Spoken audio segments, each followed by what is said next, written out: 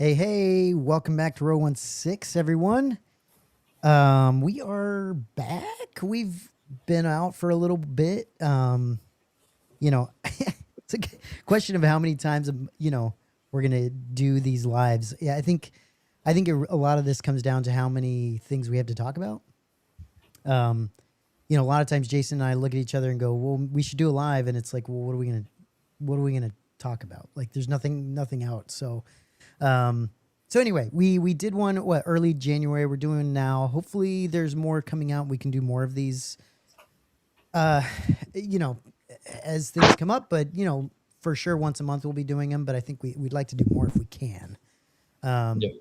But we'll see. We'll see how it goes. But Parm, Tony, how you doing? Good. Yeah, good to be back on. Yeah, absolutely. It's been a while. Forgotten what you look like. So, About the same. Maybe lost a couple pounds since the dude. Christmas and New Year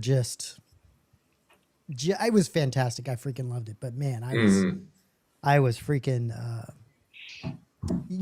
I had a little too much fun, which is great. It was a really great time. But it's nice to get back into routine, get back into normalcy and Sure. yeah, just work and all that stuff. So, Jason, on the other hand, has had garbage weather for the last 2 months or 3 months. So he's been deep in snow and cold and yeah, it's been tough for him. Because Jason, you haven't been able to receive any packages either, right? I mean, we've had no school, no work. Packages are just, I'm not receiving packages, which is really frustrating. It's just the fact, I mean, even getting groceries, we lost heat. We've been losing internet intermittently. We've lost electricity.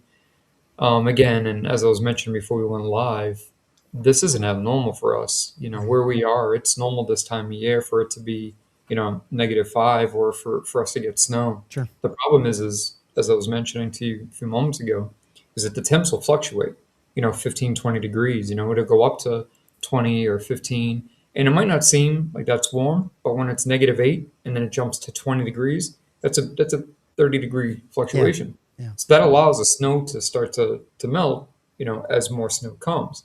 Well, what had happened was it started snowing roughly 1 week before Christmas. And it just didn't stop. And then we got hit with what's called a nor'easter. I don't know if you guys are familiar with that. But the term for it is a nor'easter. And that's when it just snows for 2-3 days straight. And the snow doesn't stop. It's like a white wall, like a blizzard. Again, very normal. We get them every year.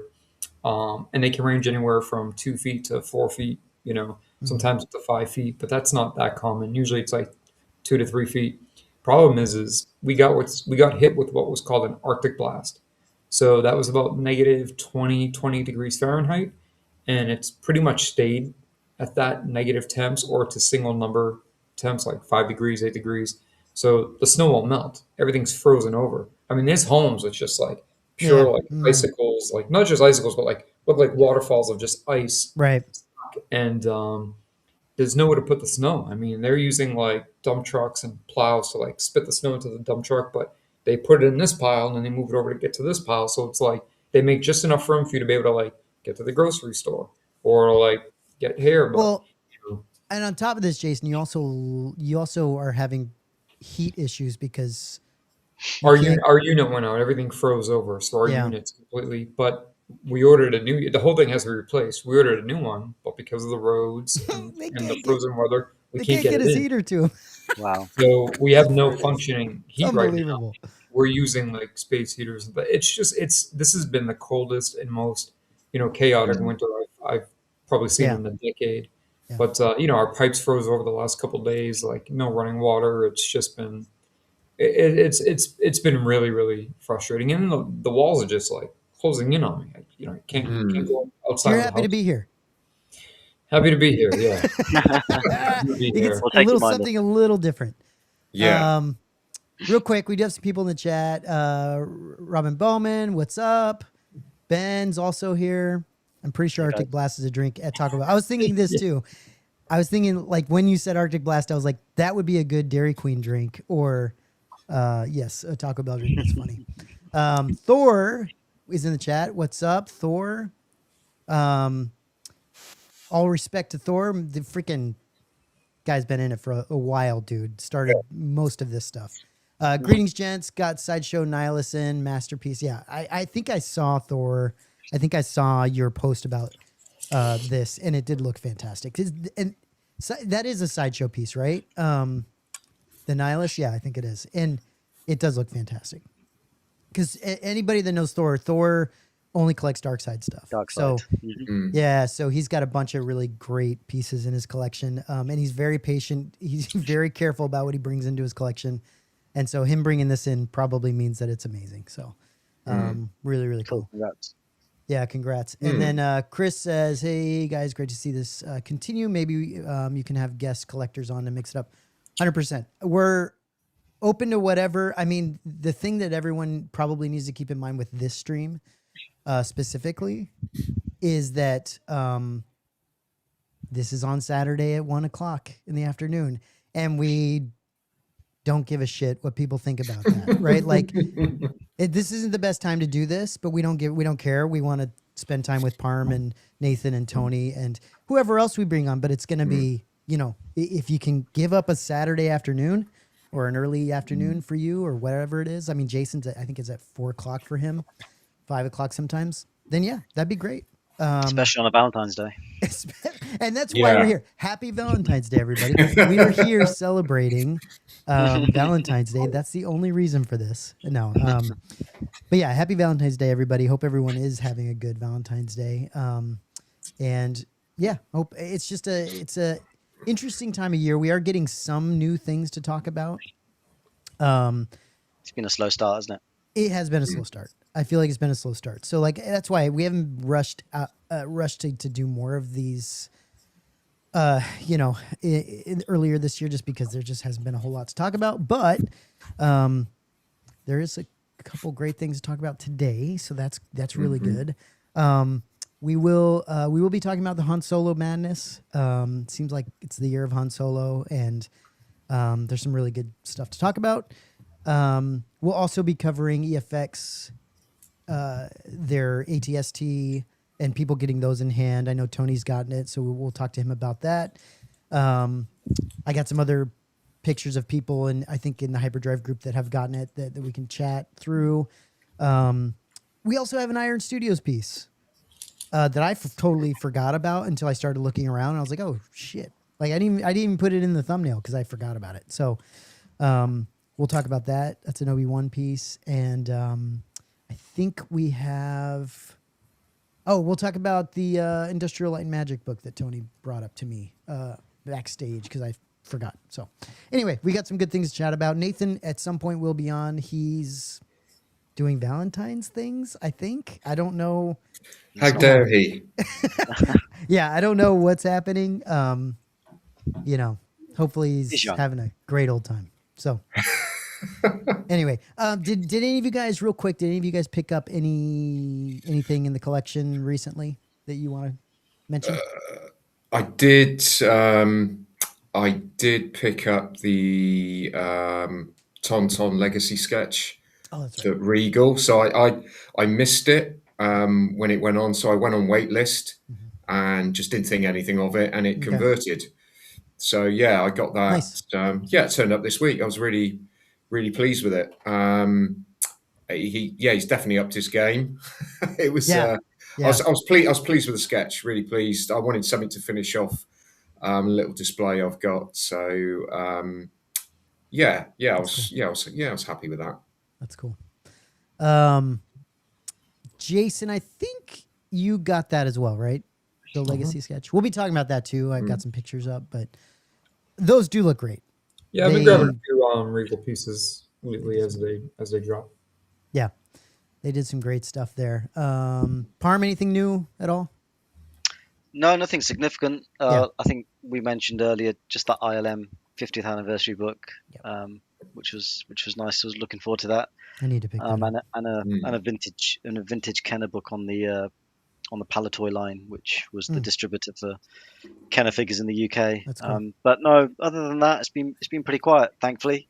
It's always. I know it's nice. It's nice to start the year off quietly, because if you start them off with very expensive bills, it can. I agree. you worry about the rest of the year, right? I agree. Did any of you guys pick up the other? I think Jason did. Did any of you guys pick up the clone trooper?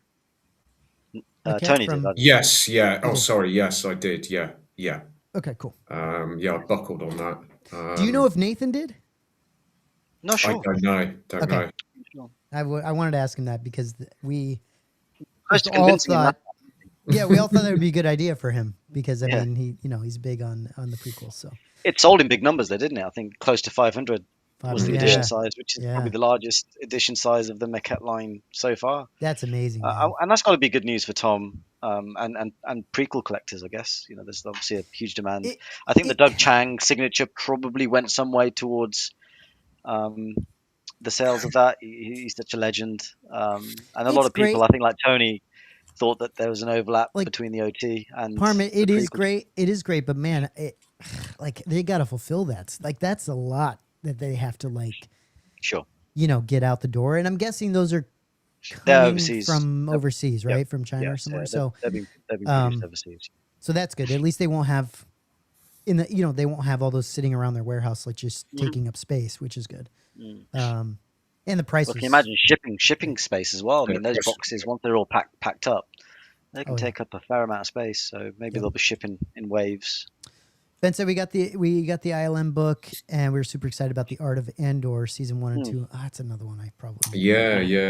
That's looking forward to that one as well. Coming out in a couple of months. Does look good. Yeah, that does look good. I saw that the art of the new Mandalorian movie went up for pre-order as well. The art of book for that, but I'll wait to see. Yeah, Robin says her K2SO hot toy right. Cool. I freaking love K2SO. Yeah, they do. They've done every rendition that they've released. I think so good. I really want Sideshow to make another statue, premium format. K2SO statue. I wish I would have jumped on that at the time. I love K2SO, and we just don't get enough of him. And so, I mean, the hot toys is great. They do an amazing job. But I want a statue. All right, so let's get into it. I mean, we might as well start chatting some of the stuff we've got here. So we'll have Nathan jump in when we can. Let me see what I think I've got a different tab up real quick. Let me bring in. This is what I want to talk about. Okay. So, we'll start with this guy. This guy,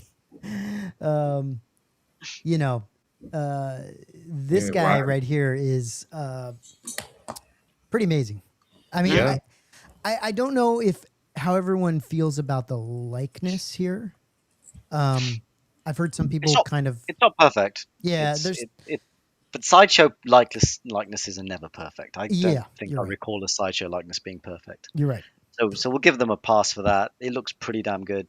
It does look good, man. Great pose. Great pose. I was telling Jason when we talked about this on the phone, I was telling him that I feel like this and the Luke would look really good, next to each other on a shelf or whatever. They're just massive. Shelf. They're massive. Because I know the Luke's huge, obviously. I still absolutely love that Luke. The big difference that Jason mentioned that I totally kind of missed, I just didn't think about it, is the price. I mean, the price of this guy is it's $880. Yeah. It's about half of Luke, right? A Luke is what, $1,600 or something like that? Luke is almost $1,600. I mean, that's crazy. I know there's a lot of engineering in Luke that they had to deal with, but I feel like if they could have gotten Luke closer to this price, it would have sold way better. And so did that sell out, or was that did the Luke sell out, or was it still available? Okay. It's still available. I think it's shipping this month, supposedly. I think that's good though, because you'll know from how the production version of that statue turns out. That'll give you a good indication as to whether this will turn out as good as the prototype. Because the prototypes always look good. The paint jobs are always better. The tailoring's always better. The QC is going to be pretty good. The issue with a lot of the Sideshow statues I find is they suffer from QC issues. and the paint apps don't match the don't translate. Yeah, but let's hope it does, because this is great. I'll tell you what. I thought was a really nice touch is they've even swapped out the blasters as well. So you've got the UK, you've got the UK shoot blaster, and then you've got the Greedo killer one, haven't you? Yeah. So cool. I think it's a really, really nice touch. Agreed. I think that's not part of an exclusive, is it? That's just part of it. I think the likeness is probably the best that I've seen Sideshow do, and I think it looks slightly off there, but if you look at it as a not just a statue, but as like a display piece or a diorama, the pose they've got is just spot on. It's fantastic. Han Solo, isn't it? It's Han Solo, and Greedo didn't shoot first. It's just great. I think it's a really terrific offering from Sideshow. I was super impressed with that. Actually, this sort of has taken some of the bluster away from the Hot Toys release, I feel. Yeah, so Chris saying, is Greedo coming with this in the future? That'd be interesting. Don't know. Ben says, don't like the likeness. Those are Home Depot wall panels in the background, not Death Star accurate at all. I look at this and he's talking about this. I think he's talking about this guy. These guys. But I look at this piece, and especially in part, if you put this with the Luke, I think it would look really good. But like we said, it's massive. These are massive pieces. Like these are very large. I mean, look at the size of this. This is in front of this guy. I mean, it's big. It's a big piece, but it's really cool how they're doing these. I told Jason what I wish they were doing with these pieces is I wish they were doing these really cool, elaborate poses, elaborate things, but also offering just the statue on a museum base, standing in a museum pose as an alternative that's less expensive, right? Because that would be awesome. I would buy that in a second.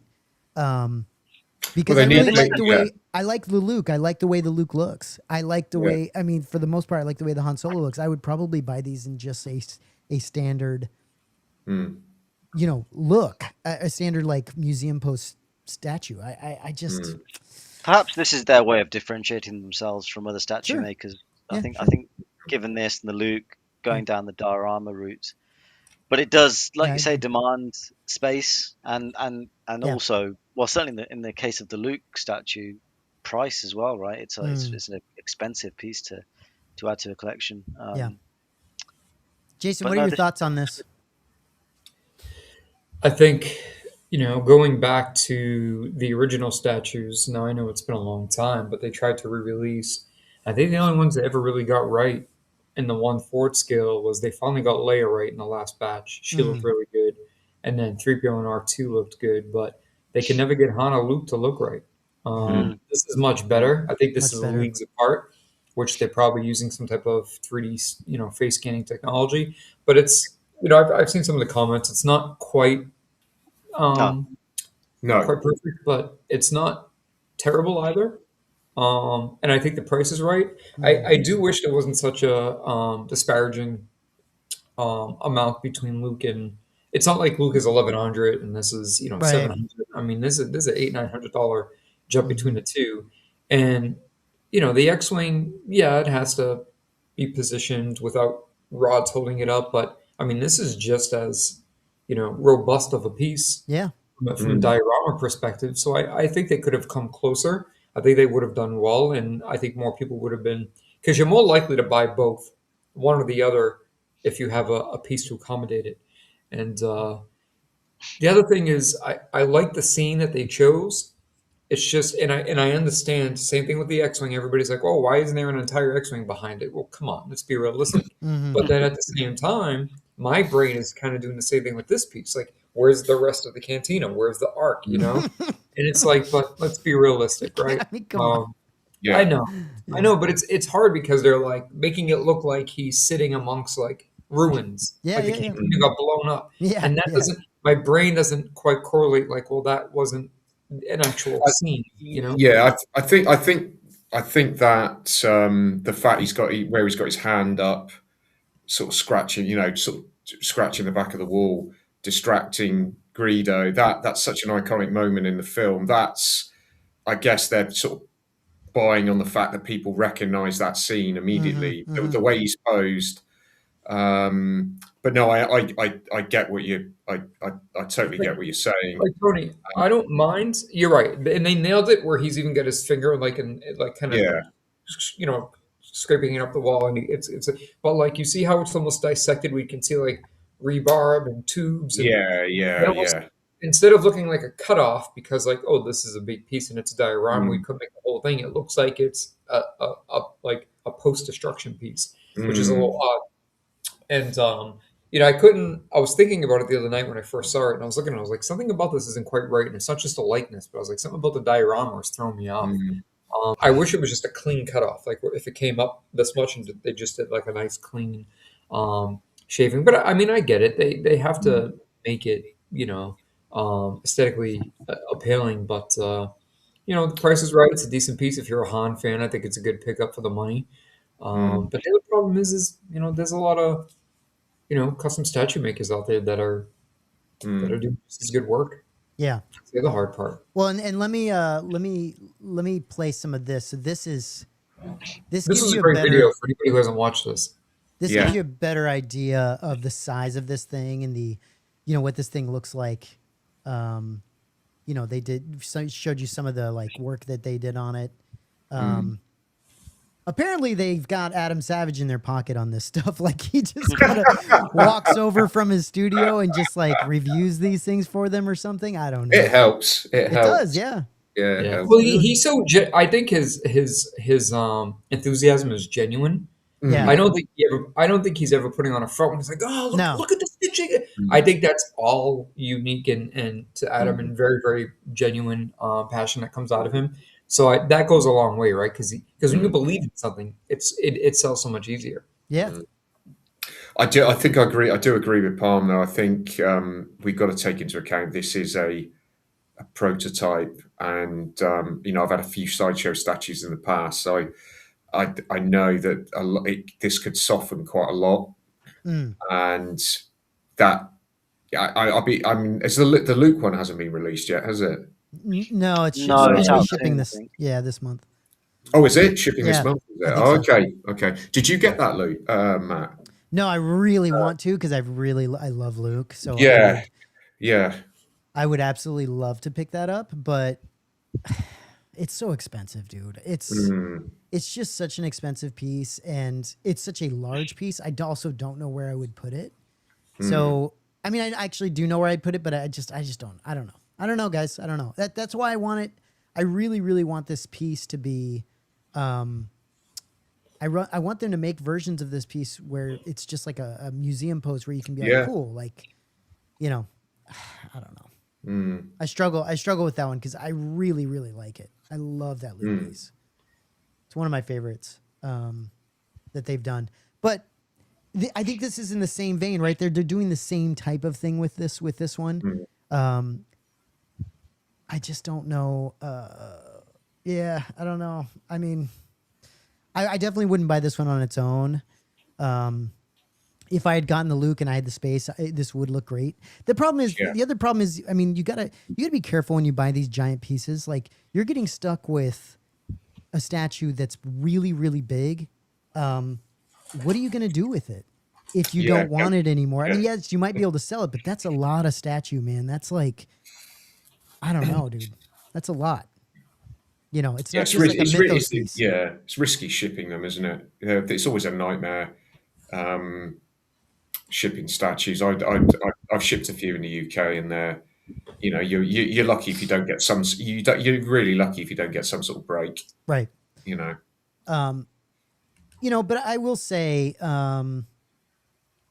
Yeah, Robin says that's cool. I haven't watched it yet. Yeah, it's actually a really cool video. It's really fascinating because they do talk about all the effort that went into making the hand the way it is when it's up against the wall, like the pose, getting the what's it called, soft goods, all the things that he's got on him, like getting all those made right and stuff. It's really, really, really good piece. That cut and sew is pretty good, isn't it? On Sideshow products, they're tailoring. It is. I think they do a great job. Pretty good. They did, but there's a video that Adam Savage did with the Luke as well. And if you haven't seen that, watch that as well. That one's fascinating too because of all the engineering and things that went into making that piece. It's really good, and so I think Sideshow are doing a killer job, and they're also making much better statues, I think, these days than some of the previous Star Wars stuff they've done. Yeah, but definitely a notch above. I just don't know if they might be going not nailing. too far. They're not nailing it, though, are they? They might be going too far with their designs. Like this is a lot. I think it's the size, isn't it, on these last two, isn't it? Really big. I mean, it's massive, dude. People are going to probably have to decide between this and the Hot Toys one, right? I mean, it's unlikely people will pick up both. Maybe there's going to be collectors who can obviously pick up both, but it's interesting the timing. You might be a collector like me that doesn't want Hot Toys, right? Isn't a Hot Toy person, is a statue person, and is going to lean more towards this. There's probably people that wouldn't buy a statue and they're going to lean more towards the Hot Toy. So there's people that could. But it's the scale, isn't it? Because the Hot Toys is going to be a quarter scale, and I think that's where you do get that blurred line. But we'll talk about this. We'll talk about this. I mentioned this to Jason. I've never been a fan of those. I shouldn't say that. I got the quarter scale Vader, and it's incredible. I don't have it anymore, but it was absolutely incredible when I got it. Sure. I'm just not a big fan. I'm not a big fan of those giant Hot Toys. The stands. No, that's ruined a little bit of that. I mean, we'll get onto that later, but it looks awful. It looks awful, that stand. Yeah. But at the same time, the figures always, their quarter scale figures are fantastic. They are amazing. We will talk about that. We're gonna actually. I think we're gonna try to save that for when Nathan jumps in this because I know Nathan really wanted to be a part of that discussion. Sure. Hopefully, once he's done his Valentine, we can maybe have him jump in. But that said, anyway, this is a really, really great piece. Chris Mills says, "Is it mixed media?" Yes, it is. So. You can see that obviously, maybe you've already seen it, but you can see that right here where they're talking through all the mixed media pieces. The whole thing is mixed media for Han, at least. Which again, they do. Some folks like sculpted only, don't they? With statues? Yeah, they do. But they do such a good job. I really do think they do. I like the mixed media personally. I mean, look at that. I don't know, man. I think the mixed media stuff that they do is absolutely killer. And it's amazing. I think it was Jason, you were talking to me about can you imagine being the guy that has to create clothes for a statue?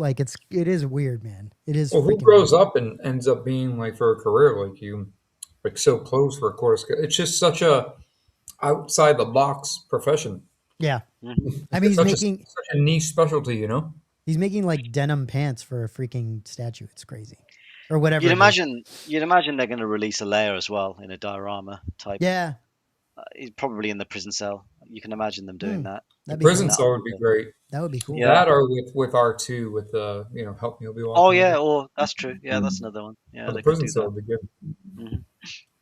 Look at this guy, just having the best time making these little tiny pants. When I watch these videos, I'm like, if I had that skill, what kind of things I'd be custom making? Not tiny little pants, right? Yeah, I would. Yeah, you'd make tiny little pants.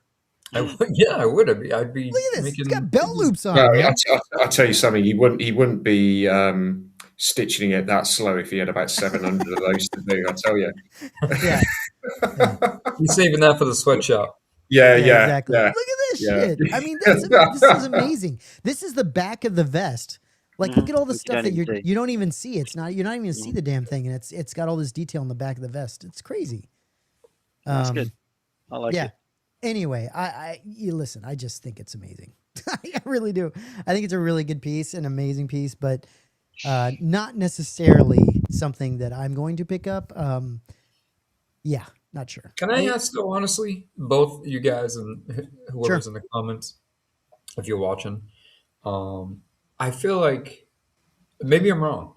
I feel like today versus 2 years ago, 3 years ago, statues were just they were exciting and people were looking forward to them coming out. I just feel like people don't buy statues the same.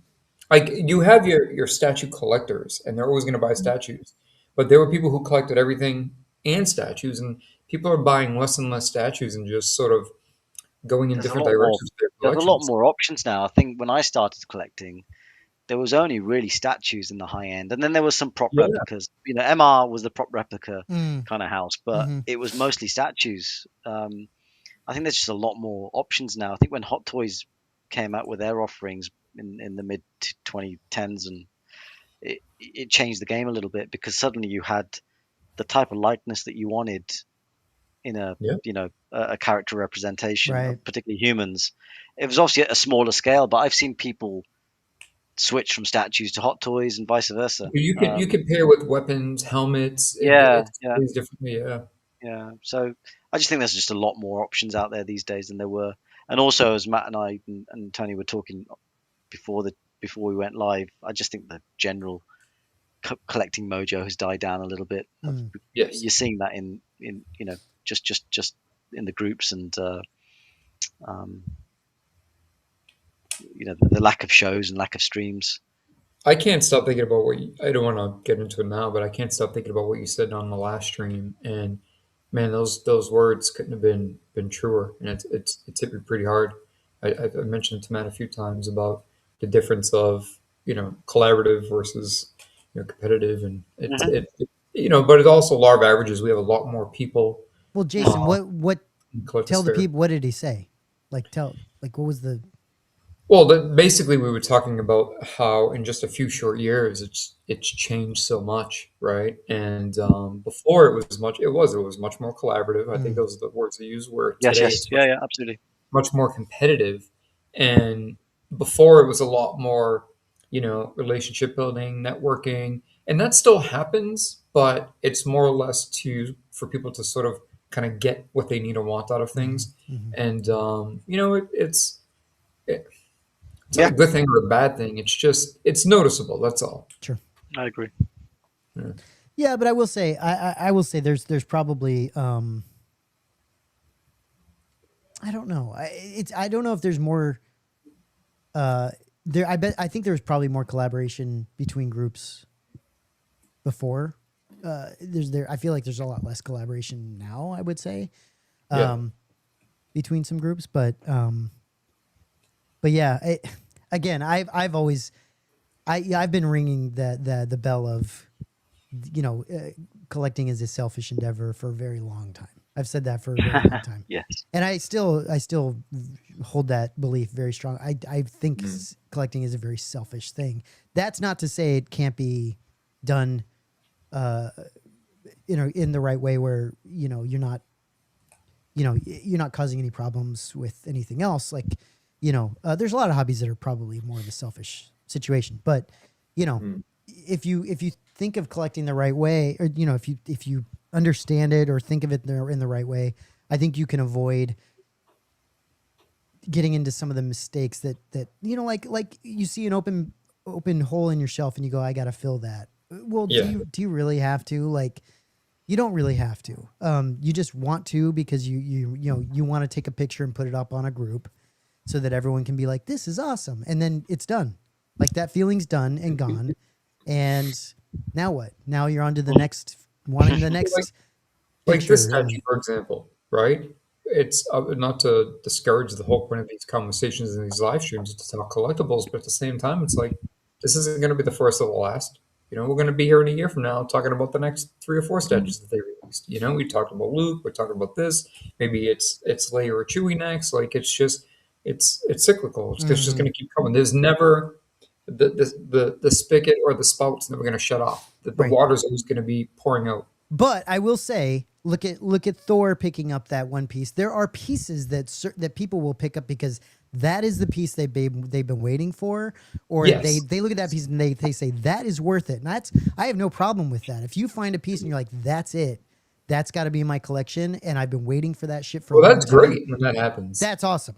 And that will continue to happen for people. But it's when you get into this situation where everything that comes out, you go, that's mine. I got to get this. I got to get this. I got to, it's like, all right, come on. Like, focus helps, right? You got to have a focus. Yeah, I think yeah, if you yeah, don't it have does a help. focus, that's the trap you fall in. Is every release you want, and then Absolutely. eventually you run out of space, and then you're forced to focus. Yep. So it's better off having that focus initially, or at least something in your mind as to how you want your collection to look. That's not to say that that's the way it should look forever. Yeah. You can change things up as time progresses. Like things get better. What things that we get offered now from the likes of Regal and even like Sideshow are far better than the offerings that we had 15, 20 years ago, right? Yes. So inevitably, if you still want to collect, you're probably going to swap out the old pieces and get some of this newer stuff. That's right. I think the one area that tends to not change is the vintage collecting, because you're fixed within a particular time frame of 78 to 85 collectibles, and that's all you collect. You just collect within that window.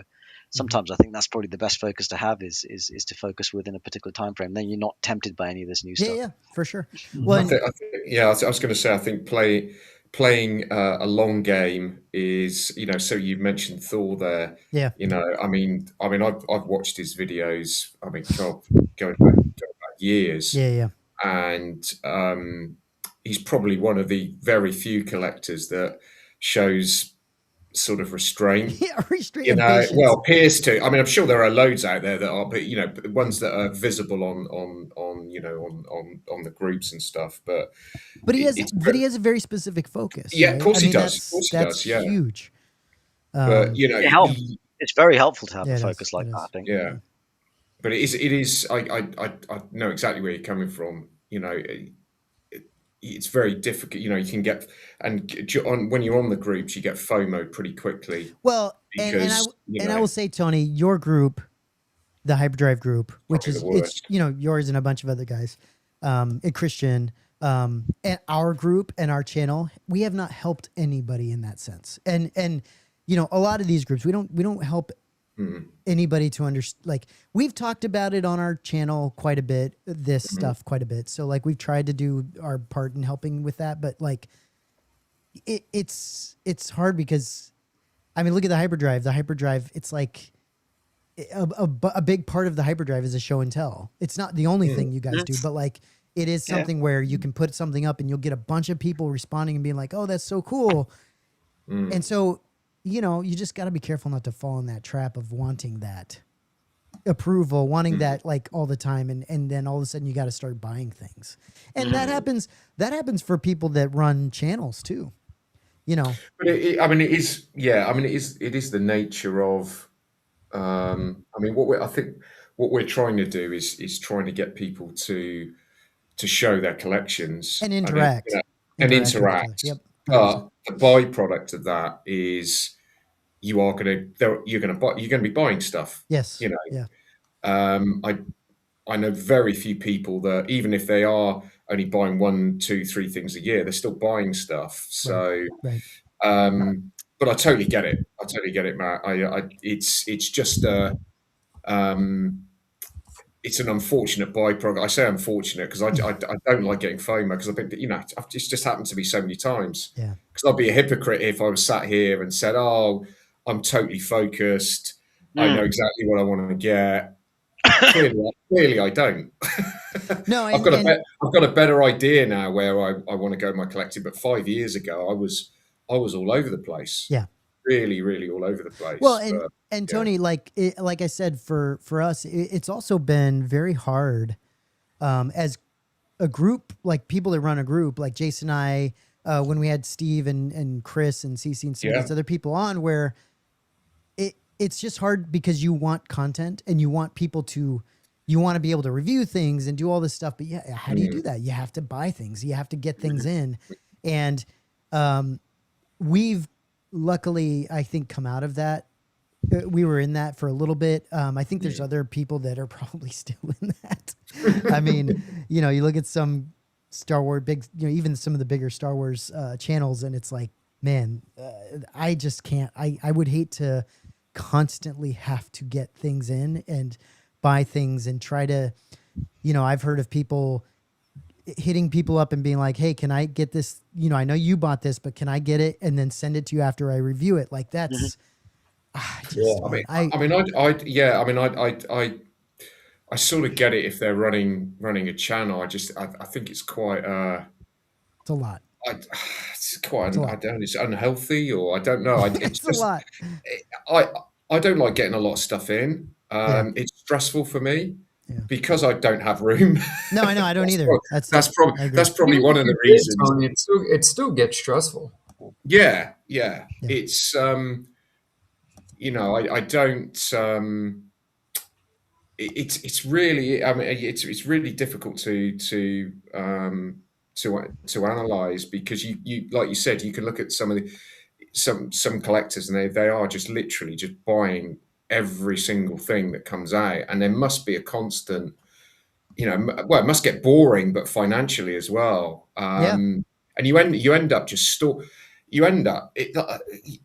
don't care who you are, you end up running out of room. You do. You have biggest basement in the world. You'll still fill it. You'll end up. Look at Steve. Steve had a ton of room, and he still wanted to, fill it out as much as possible, which I understand. But the other thing about, I was just going to say, the other thing about getting too many things in all at once, in particular, is you don't really get to enjoy that piece as much as you would have if it came in and you had time to savor it and really kind of appreciate it. But this constant stream of incoming stuff, you don't really get to, given how expensive some of these pieces are, you want to be able to take a piece in and appreciate it for some time.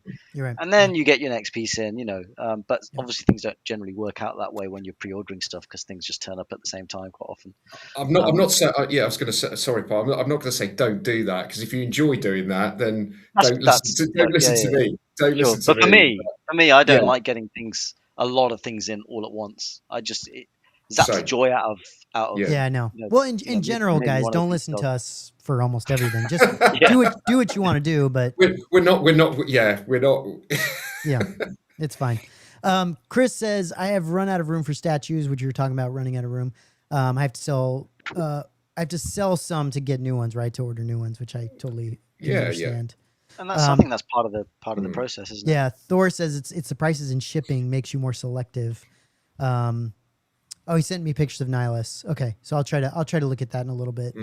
I definitely want to check that out, because I've heard I've seen, but I want to see those better. We'll look at that towards the end here. Can you guys remind me, by the way, please? Ben says it would display well next to DL44 Blaster, which he's talking about this statue here.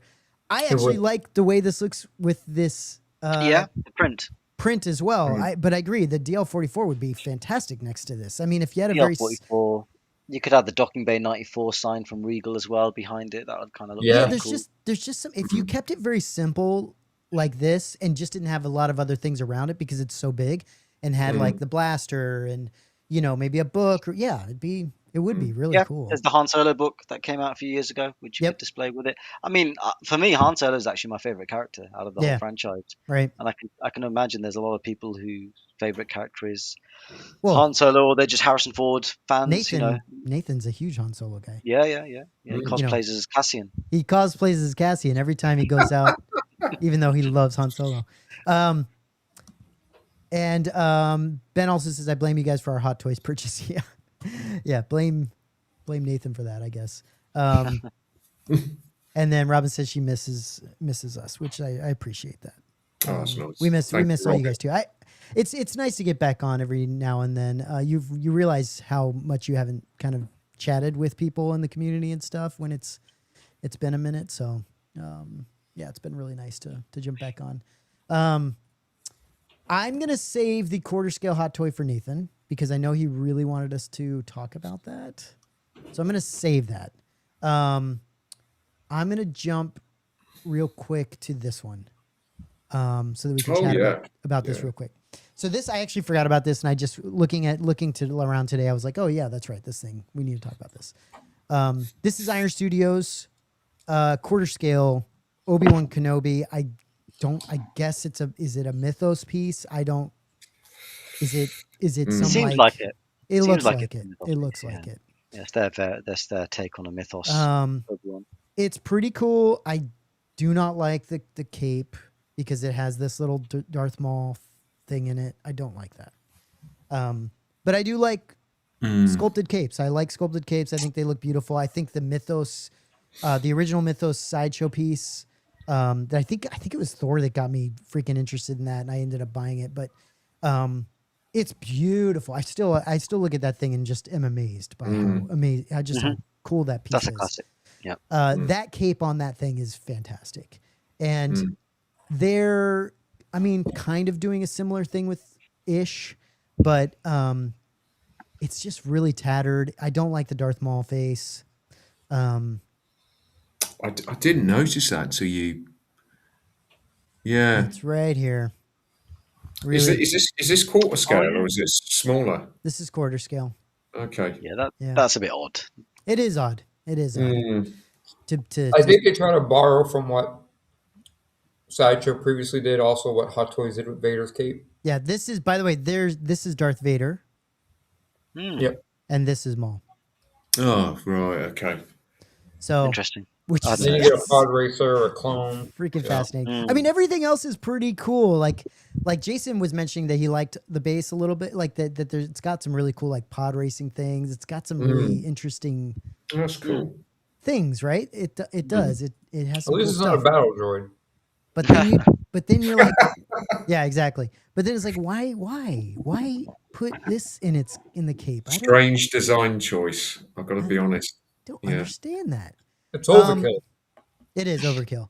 Is it? But are they trying to differentiate their offering from what Sideshow are doing? Because I mean, Sideshow still have theirs, I guess, available. Their V2 of their Obi-Wan Kenobi Mythos. Yeah. Right. Yeah. So maybe that's why. Maybe they just want the Sideshow one I thought looked pretty good. I've seen that in people's collections. It looks good. I don't know. It's just a bit boring for me because I just feel like we've seen this before a few times. These heads look soft to me for some reason. Like they do. I noticed that. Yeah. Interesting. But they've been mind you, I can talk. They've been generous with older Obi-Wan's hair there. Oh yeah, I know. not that I can comment on something like that. But good for you, Tony. You're looking at that. It matters to you. I get it. It does. That's the first thing I'm focusing on. Screw the cape. Where's the hair? Yeah, exactly. Show me the hair. Oh, so wait, this can't be quarter scale. This is 1/10. This has to be 1/10. Unless that is a giant person behind. But I think they're offering it in quarter scale. They are, right? Aren't they offering it in quarter scale? I thought they were. I thought they were too. That would explain the soft sculpts though, if they're. You're right. Okay. You know what? Makes more sense now if it's. Hold on one second. Let me see something. It could be that this is the quarter scale version. Okay. Yeah. Maybe they have a different. This does look a little bit actually more detailed. So, anyway, I think that's the case. I think they showed both the 1/10 and the quarter scale version. Maybe I just had the 1/10 up. So this is the quarter scale, which is giving you a little bit more detail. Definitely looks a little bit better. He's got that windswept hair, curly beard. Here's Obi-Wan. Yeah, the faces, the faces do look much better. Yeah. Man, it's crazy how much the scales matter with. I mean, it makes sense, but the detail is crazy. Yeah, I mean, it does look good. That sculpt looks. I think he looks good. Like the likeness looks pretty good, but again, now you're seeing even more detail of the cape of Darth Vader. Yeah, I just you can't. I never spotted that, but you can't unsee it once you see it either. You're supposed to see it. You're right. Yeah, you're supposed to see it, but that's actually a really good sculpt, by the way. Yeah, that's fantastic. These statues now, the heads on them aren't polished stone at all, are they? Are they a resin now? I don't know, but that's really good though. That's fantastic. There we go. Okay, that's what I was looking for. Yeah, I mean, other than it's a bummer that they've got those shitty things in the cape because like otherwise it's I don't know if they're shitty, but I can't stand them. I think it looks like crap. But otherwise it's a pretty solid statue. It's a good looking statue. Like I said, because Sideshow have done something similar, it just feels Yeah. a bit sort of, I don't know. I don't know don't whether like they. the way this cape wraps around him on this side either. But anyway, that's a subjective, but yeah, I do like this. Yeah, the quarter scale ones detail on there looks good. The head sculpts look fantastic. I mean, geez, look at that. That's fantastic. That's really good. Talking about quarter scale Obi-Wan Kenobis, whatever happened to that? Was it Blitzway? Which was the one that they showed? Dude, that's a whole other topic of conversation. Jason and I were just talking about this. I completely forgot about those. Where's Blitzway? Yeah. They're completely gone. We haven't seen them, heard anything about them. They haven't said anything. I've gotten so many messages about that. Dude, they're absolutely... That's very quiet, isn't it? Very quiet. They're just disappeared in the wind, just gone. Is that where your Anakin's coming from? Yeah. Right, okay. Interesting. Yeah, I've seen people asking about that as well, but it just reminded me of that Obi-Wan, which looked really good. I think we spoke about it last year. That Obi-Wan did look really good. Yeah, that looked really good. Chris is saying I will stay with my V2 Sideshow Obi Mythos, which I could totally appreciate that. That's a good piece. Yeah, it wouldn't make sense to have both unless you were a focused collector on Obi-Wan.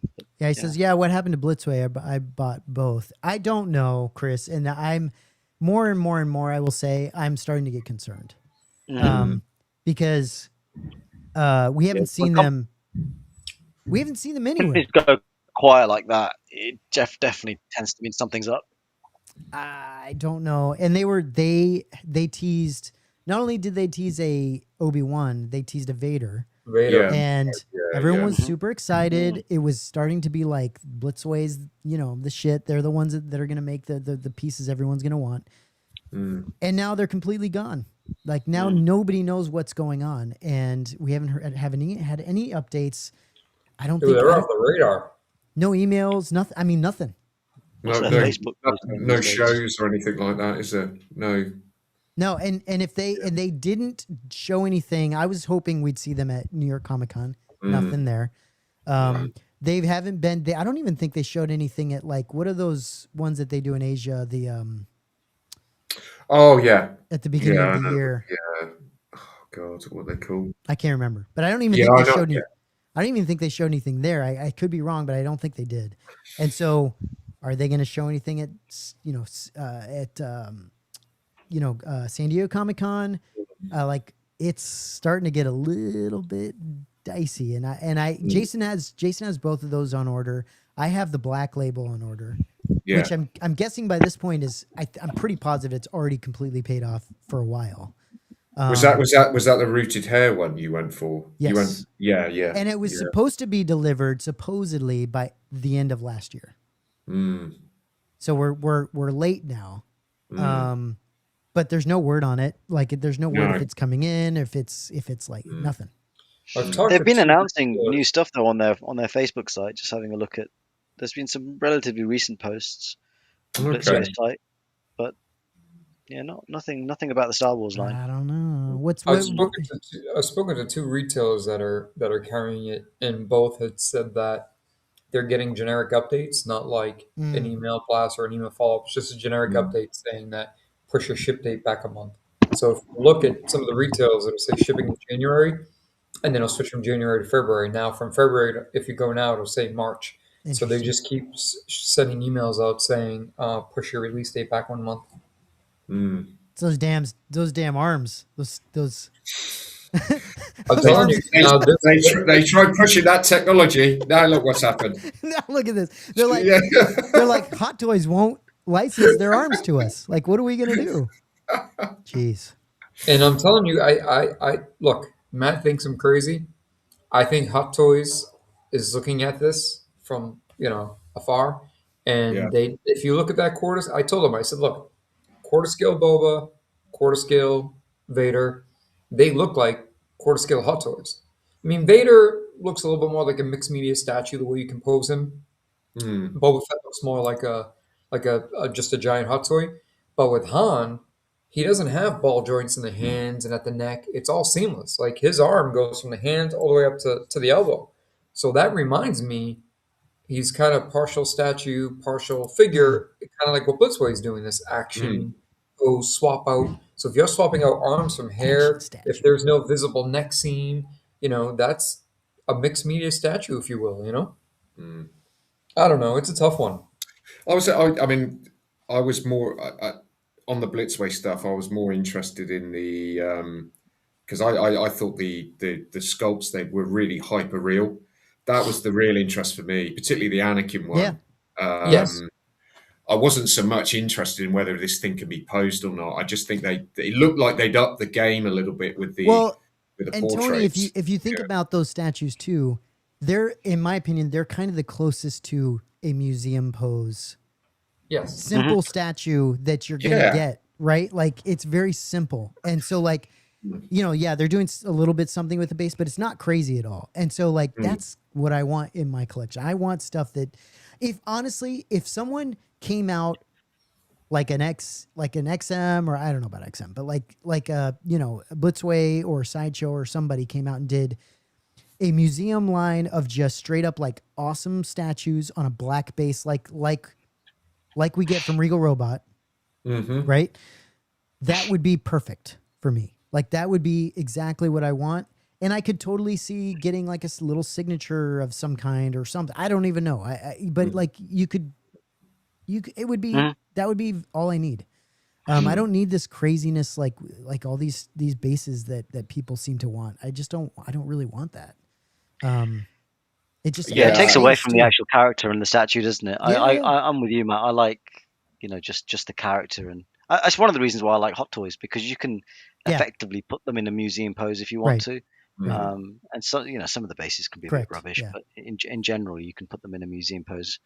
And that's one of the reasons why I think that quarter scale Hot Toy Han Solo is probably a good option for those people who do want something that's. Nathan's backing out, so he can't get on. Okay. So we can talk about that quarter scale. We can talk about it, yeah. That poor bastard. He got Valentined out. It's too much. Too much for him. All right, so let's do that. Let's go to let me see here. Let me go here. Let's talk about this one.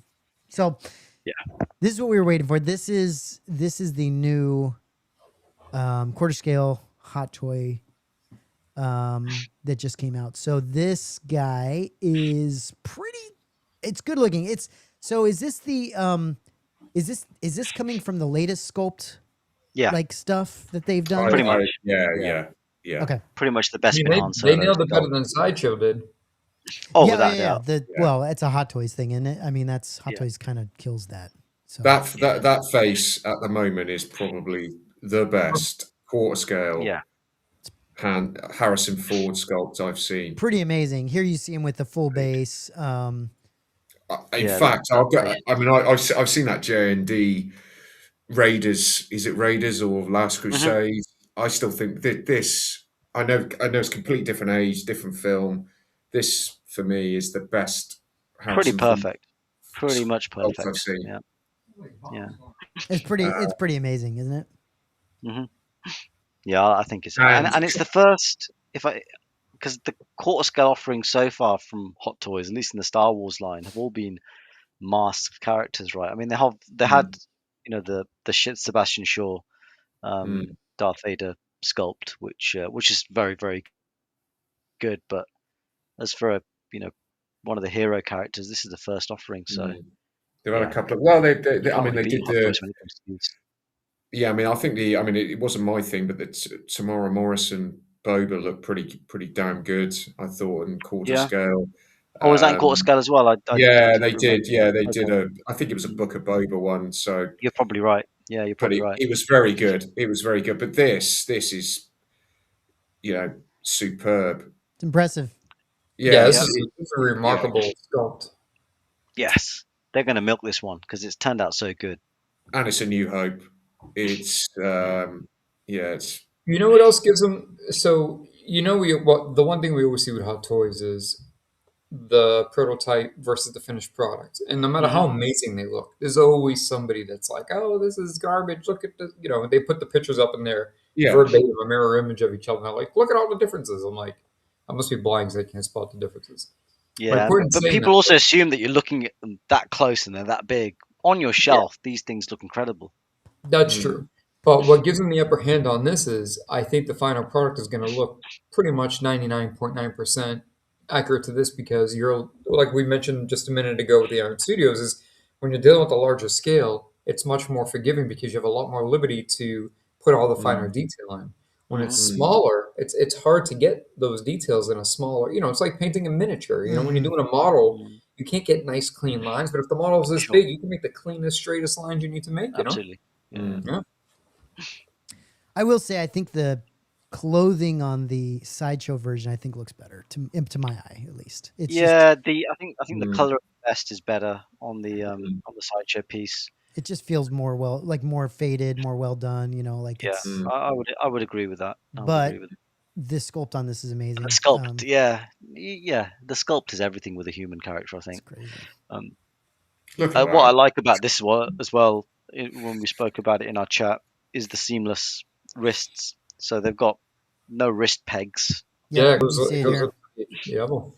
neck as well. His neck is seamless. And that gives it that statue feel, then, really, doesn't it? Because I think that's what if you look at the flaws of a Hot Toys compared to a statue, it tends to be the joints, the visible joints. Once you take that away, you've basically got a statue that you can pose in any way you want, and it looks like a statue. Well, and honestly, I feel like, and maybe I'm wrong with this. Maybe it's very limiting with people and how they want to pose things. This is how they should be doing it, where especially if someone's wearing a long sleeve, do it like this, where you can have multiple hands and you don't have that.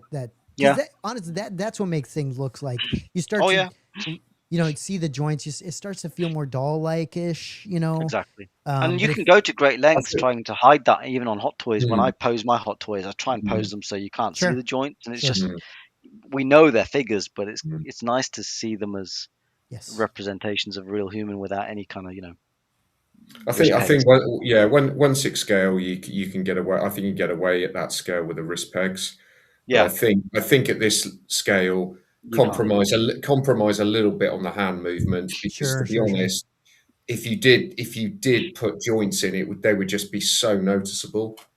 I used to have was it Blitzway that did these? They did a Rambo 3 quarter scale figure. I think it might have been Blitzway. I can't remember now. Or Entebbe.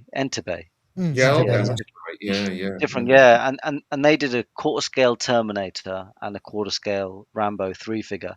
Amazing sculpts, really, really good sculpts.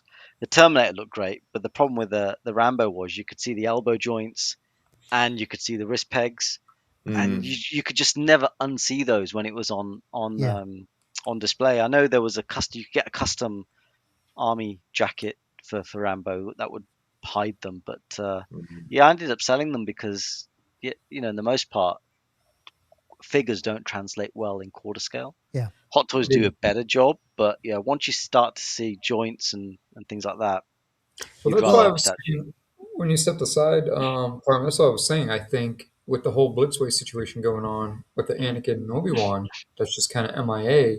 I think Hot Toys stepped back and took a look at that and said, hey, let's make a statuesque 1/4 scale, because if you look at the previous 1/4 scales, they're just scaled up Hot Toys. Yeah, exactly. Like I get the Boba Fett and the Vader, and the Boba Fett looks just like a giant Hot Toy.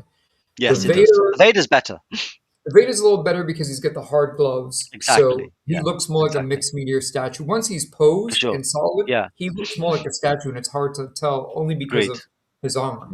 Where Boba Fett, it just looks like you have a 6 scale one and a quarter scale one. Yes. I like how they did the arms down to the elbow, and then it looks to me, and I could be wrong, but that the neck is seamless as well. So I don't know how that works for turning the head, if he has like metal inside a silicone. Jason, I wish Hot Toys would finally decide to do statues.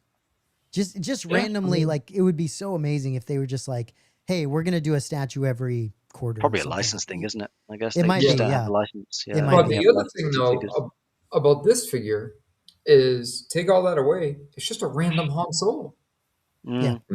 It's just random. It's just such a random choice. But all their quarter scale figures, I feel like, are random. I know, but all their quarter scale figures are like this. It's all random. But because I remember when they first announced them, they had the Stormtroopers, Vader, Kylo Ren, and Boba Fett. It would have been nice to at least have the Stormtroopers to flank Vader. Kylo Ren, whatever. Yeah. I mean, it would have been great in quarter scale, but it is what it is. It's like this is an amazing figure, but by himself, I mean, I hear you. other than treating it like a statue, putting him in a museum pose and leaving him as is, it doesn't make much sense. Well, and the question I have too is with the rolling eyes, is this something like you take the hairpiece off and you do the eye thing, or is this one of those magnetic eye things? You know? Yeah, I'm not sure. That's interesting. The price is right. I mean, Yeah. an average hard toy is over $330, $350 plus shipping. Price is great. He's on the 400. Yeah, he's on the $500. Yeah, it's crazy. Price is great. And when you say pairing it with something like, I think was it Benjamin who said you could pair it with a DL44. This would be a great one to put with that. Yeah. You could pair it with. I mean, I was talking to Tony offline. I was like, I'd love to pair this with my Regal Chewie bust. Just have it alongside the Chewie bust. That's cool. But perhaps they're going to release a Chewbacca. We don't know, right? With Hot Toys, they can quite often that would be tease really you with cool, something actually. and then give you. Well, you say that as long as they don't upscale the previous. That's the problem. You know, you have think to nail it. They really have to nail it at the scale. Yeah. I mean, the stand on this is a bit of a tragic offering, but they stand on the quarter scales are so well made. I don't use the stands with any of them. Like I was going to ask you actually whether you think you could stand it on its own. Oh yeah, they stand perfectly. But you don't have to, because they gave you this big base. Yeah, I don't think I've ever even taken the stands out of the box, because Vader has like a triple decker, like this weird. But with Vader's, you could only use the top bit if you wanted to. Yeah, so when I had the Vader, and I did sell that, but when with the Vader, you could just use the top bit of this display. Yeah, and it kind of like almost. Yeah. They're getting like diving board platforms now. I mean, they really I don't like getting a bit ridiculous. Yeah, I would pose him. I wouldn't even bother with the base on this one. No. Yeah, agreed. If he stands well enough. I think what Palm said actually. I think if you got like the Regal Robot Chewie or a Chewie bust or whatever, I think it would look really, really cool next to it. And it's very easy to make. I mean, and to make it Regal-esque, you could get just like a black plinth, right? Just a black base, like or a black base. Yeah, just make your own black base. That Atticus look, that refined look. Yeah. And if you're worried about him falling over, you can always get museum putty just to put under his feet, and that should help. So I think that's the way to go with this. And the boots are real leather. That's a good thing. Yeah, the belt. Yeah, the belt as well is real, and the holster is real leather. So that's good, because I think a lot of people that bought the original 6 scale have suffered from the other thing. There was that, and then the other thing about the 6 scale is whatever wire they use in the shirt always yellowed. It yellowed. Yes, that happened to mine. Yeah, but the shirt color on this is too white. It needs to be slightly off white. Yes. Yeah. And I think that's I where. hope they fix that. Yeah, that's where the Sideshow. But just talking about the Sideshow, isn't it crazy that they both released these at the same time, pretty much within a couple of days of each other? Weird. I don't think that's coincidence. No, it's not. You know, I often think that, you know, they're told to almost produce something in this scale, and it's almost kind of something they're instructed to do rather than it being happenstance. It could be. Yeah, it can't be a coincidence. That's for sure. No, I can't. I mean, it's happened before. I'm sure we've seen releases from various companies. They're all look, the Rancor, right? Do you remember when the Rancor came out? Sideshow released theirs. Everybody. Yeah, Regal released theirs. HasLab were gonna do a Rancor. You kind of think, why is that was Rancor season? And I do wonder whether that's coincidence or whether. Well, we've seen the same thing even with the Mythos pieces. Like some Mythos pieces come out around the same time, and you're like, what is going on? Like, it's freaking weird. Yeah, but yeah, it seems that there's got to be. But I'm really pleased they made this. Espionage or something happening. I've wanted a quarter scale Han Solo, decent quarter scale Han Solo for a long time, and it's one of those characters which surprisingly they've not. Yeah, that right there, Palm, would be a great, because he doesn't have the joints and he's seamless and looks like a statue. Yeah, posting him like absolutely. that on just like a black face. That's all you need. That's all you need. He can stay like that. Set it and forget it. Yeah, agreed. Yeah. Yeah, honestly, and you wouldn't be able to display him like that on the stand he comes with anyway, because the leg span is so wide.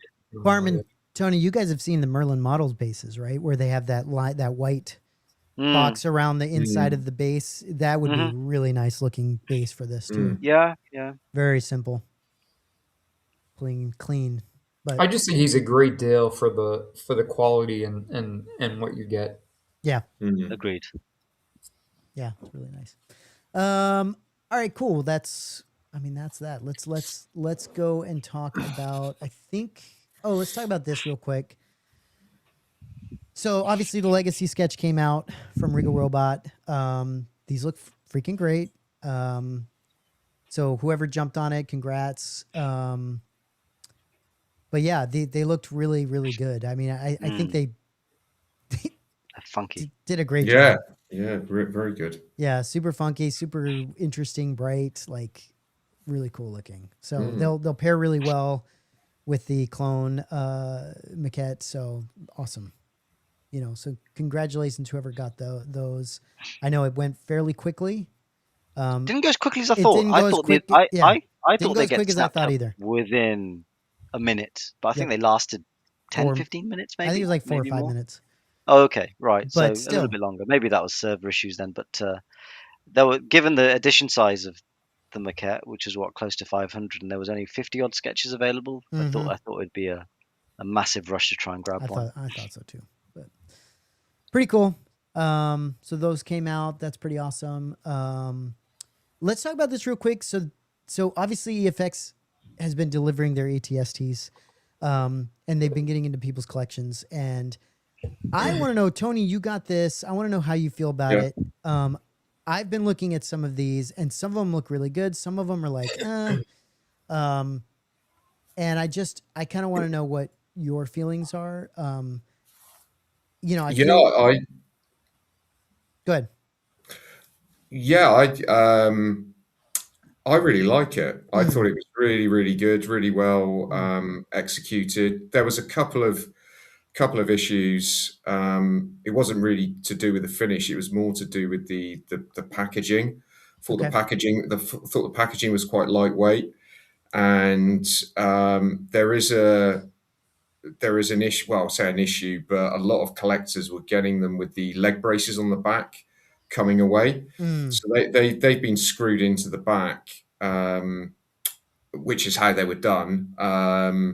But they just didn't, with the vibration and stuff in the transport process, they've come off. Mine came off. I screwed mine back on, but they were on there quite loosely. So when I saw people getting them with the braces coming off, I did contact EFX, and they just said, "Yeah, we'll just send you out."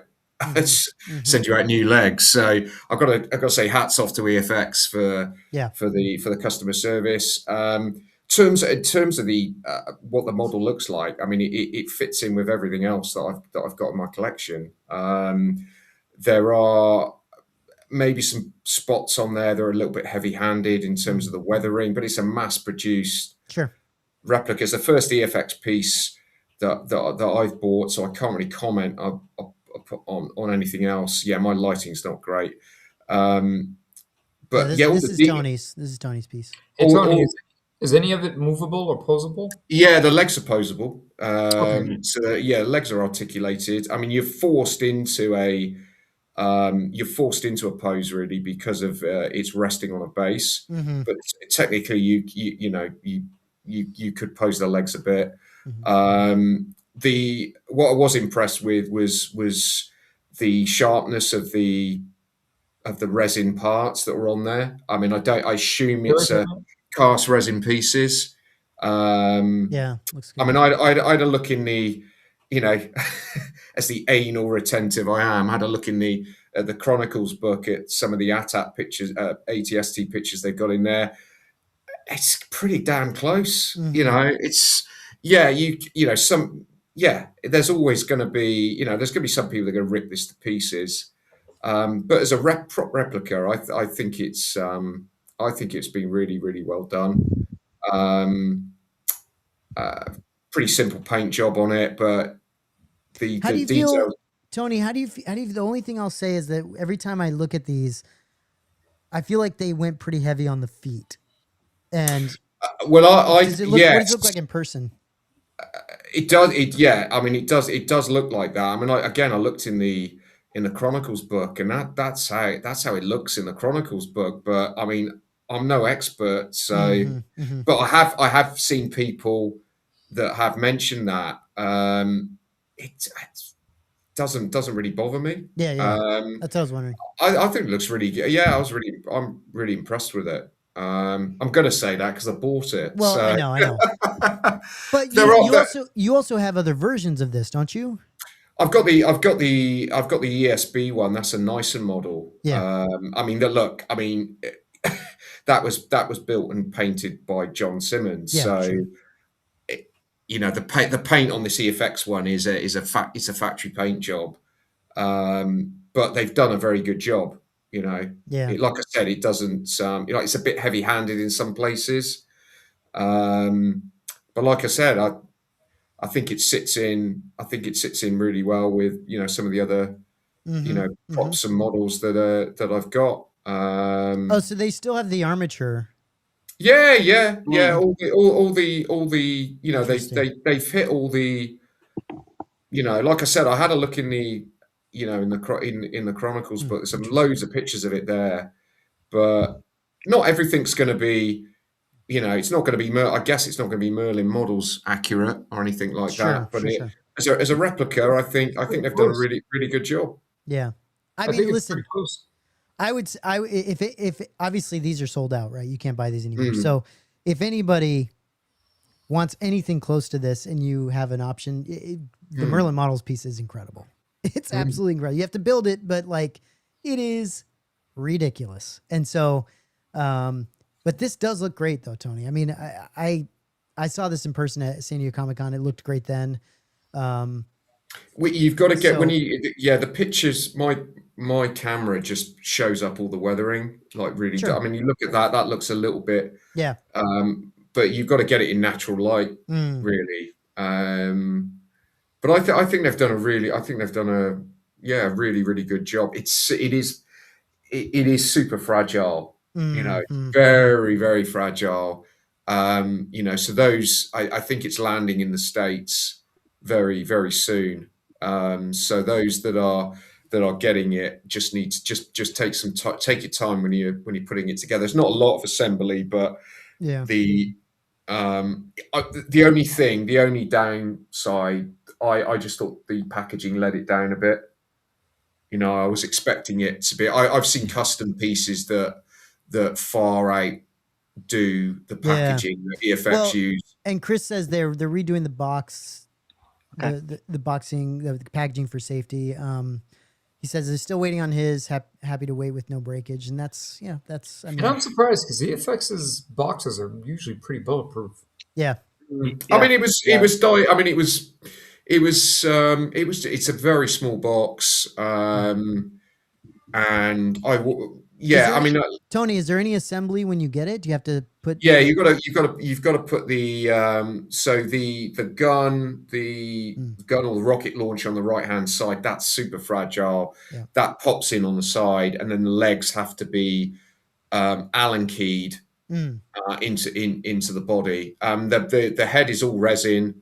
Yeah, it's all resin. The legs are resin. It looks like they've probably been reinforced a little bit with some metal inside it, but there's no polished stone or anything like that. The base is quite heavy, and that's the other thing I've seen. I've seen a couple of bases get damaged because there's been sort of no crumple zones or anything in the packaging, and I think the base is just moved around, in the box. I think, like I said, mine turned up, and the only thing that I had was like I said, the braces had come off. Fortunately, it hadn't taken any of the resin out with it, so I could have lived with it and screwed it. But I did contact EFX, and they said no, we'll send you two new legs out. So I'm just waiting for those. I only did it because I started seeing. I thought mine was supposed to be like that. I thought you had to screw them in because there's no. That's the other thing. There's no assembly instructions at all. Right. So, but yeah, you've just got to be very, very careful when you put it together, because there's this particular model replica is got stuff on it hanging off it that is. I mean, I remember when I picked up the ESB one from from John's place. I think Palm was the same when he bought his from John. I mean, you could blow on these things and bits will just fall off.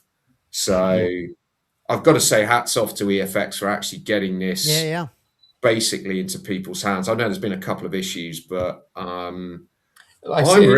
You notice they even get the little 2 pieces of cool shade in the back. How were those? Are they? Yeah, they look good. Yeah, they look good. Yeah, nice. They're completely separate. They're not.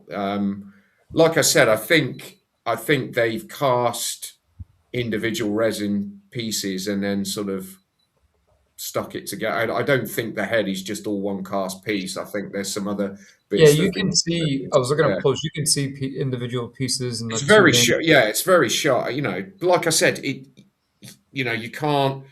It'd be wrong to compare. Well, you can compare it to Merlin models. Go back, Matt. It looks like even has the wiring coming from outside of the head holding. Yes. The window. Yeah, it has. Yeah. What a nice little detail. They didn't have to put that in. Like I said, I looked at the. I'm not saying it's 100% accurate, but and again, I'm not the right person to be. It's pretty spot on, man. On that. It looks. Yeah, it looks nice. It looks. Yeah. I was very, very happy with it. Can it stand without? It even got the snap springs on it. Can it stand without the base or no? I haven't tried that. It probably could. I wouldn't advise. It probably could. Did they ever end up doing the 2 bases, that one and the wooden one, or is it? No, I didn't. It was just that one. I would have had the wooden one because that's how it was photographed. But that I think a lot of collectors railed against it and wanted the other stand. But I was. I toyed with the Merlin one, but it would have just cost the amount of money for me to have got that and then I can't put something like that together and paint it. I didn't think I could either. It's doable. You're a better man than I am, Matt. Hey, listen, if I can do it, anyone can do it. I just couldn't paint it. That's all. But it's surprising. That's all. The only reason I talk about the Merlin model piece is because you can buy that piece, put it together, and just leave it as it is, and it looks amazing. It looks absolutely incredible. So you don't have to paint them. They do look really, really good on their own. But so there's still options out there for people that might want to get one. And there's other people that make them, I think, custom. So there's other options. But yes, other options out there. Nathan. Nathan's in the. Yeah, hey Nathan is finally here. Holy shit! Sorry, I'm a little bit late. Yeah, Valentine's, huh? Yeah. So, they're playing Cupid. Yeah. Good for you, Nathan. Well, yeah. So you've got your trousers on? Barely, just you're in on that. It was a choice between you guys and that. So yeah. Oh, much better. Much better. Good to see you, man. Let's just real quick. I just want to come back here real quick because I want to know. I want to get your thoughts on this, Nathan. How you feel about this guy? Well, the Han Solo. Yeah, I mean, scale. Cassian. Yeah, Cassian. The quarter scale Cassian. Initially, I was super excited because I thought it was a 1/6 scale version.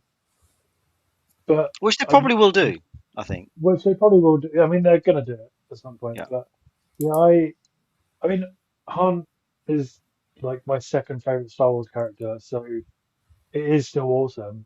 It's just like where would I put it? I don't have who would you go with? There's not we don't have a Chewie or a Leia or I know they've got a quarter scale like Boba Fett and Vader. And especially Mando. Because you won't have room after getting this. Have you moved, Nathan? You're in a different room. Yeah, I've got a new. It's still work in progress, but I've got a new collection room. But a proper cool. A little, not the looks great. You retained a lot of your displays though. Well, yeah, I managed to. I think I mentioned it before because I was in like basically it was all in my old living room. I didn't have a separate room, and now I'm lucky enough to have a separate room. So I literally managed to keep all my cabinets, just up to. That's awesome. To slim down looks great. on a few figures, this I mean, again, I'm trying to. I need to be a bit more picky because of course. less space.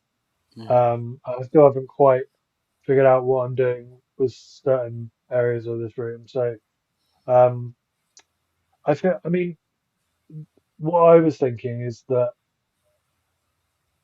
well, the way these quarter scale figures go, the Hot Toys figures, in like a year's time after it's been released, it's going to be going for a lot less than retail sometimes. Maybe Yeah. not in this case, maybe because it's been a while since I think the last one was like the Boba Fett from the Boba Fett show.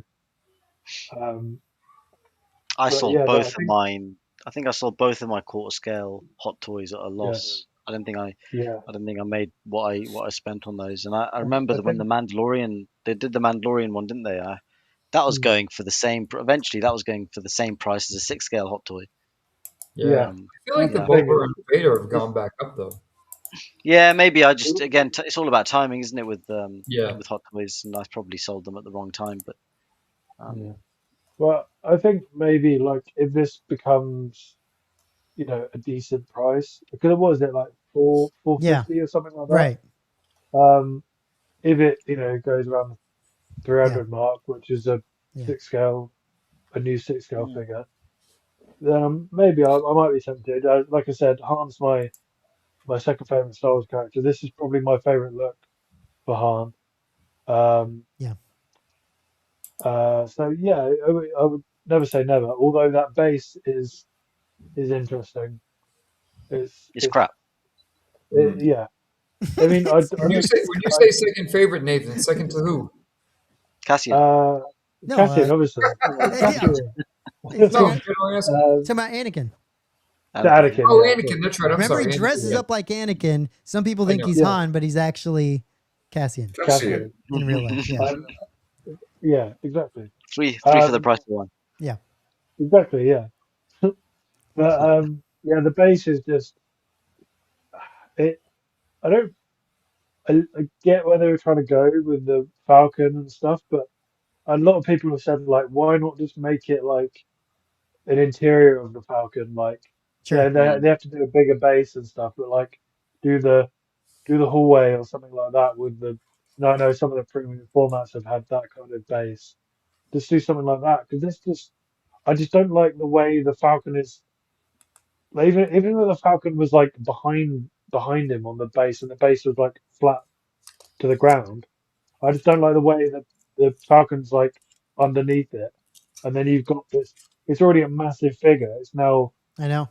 Well, like they're another half size of the I mean, figure Nathan, on they're top of it. they're kind of playing into the statuesque style of things Yeah, where yeah, you have a which bigger thing below them that holds them up higher, yeah, so cool.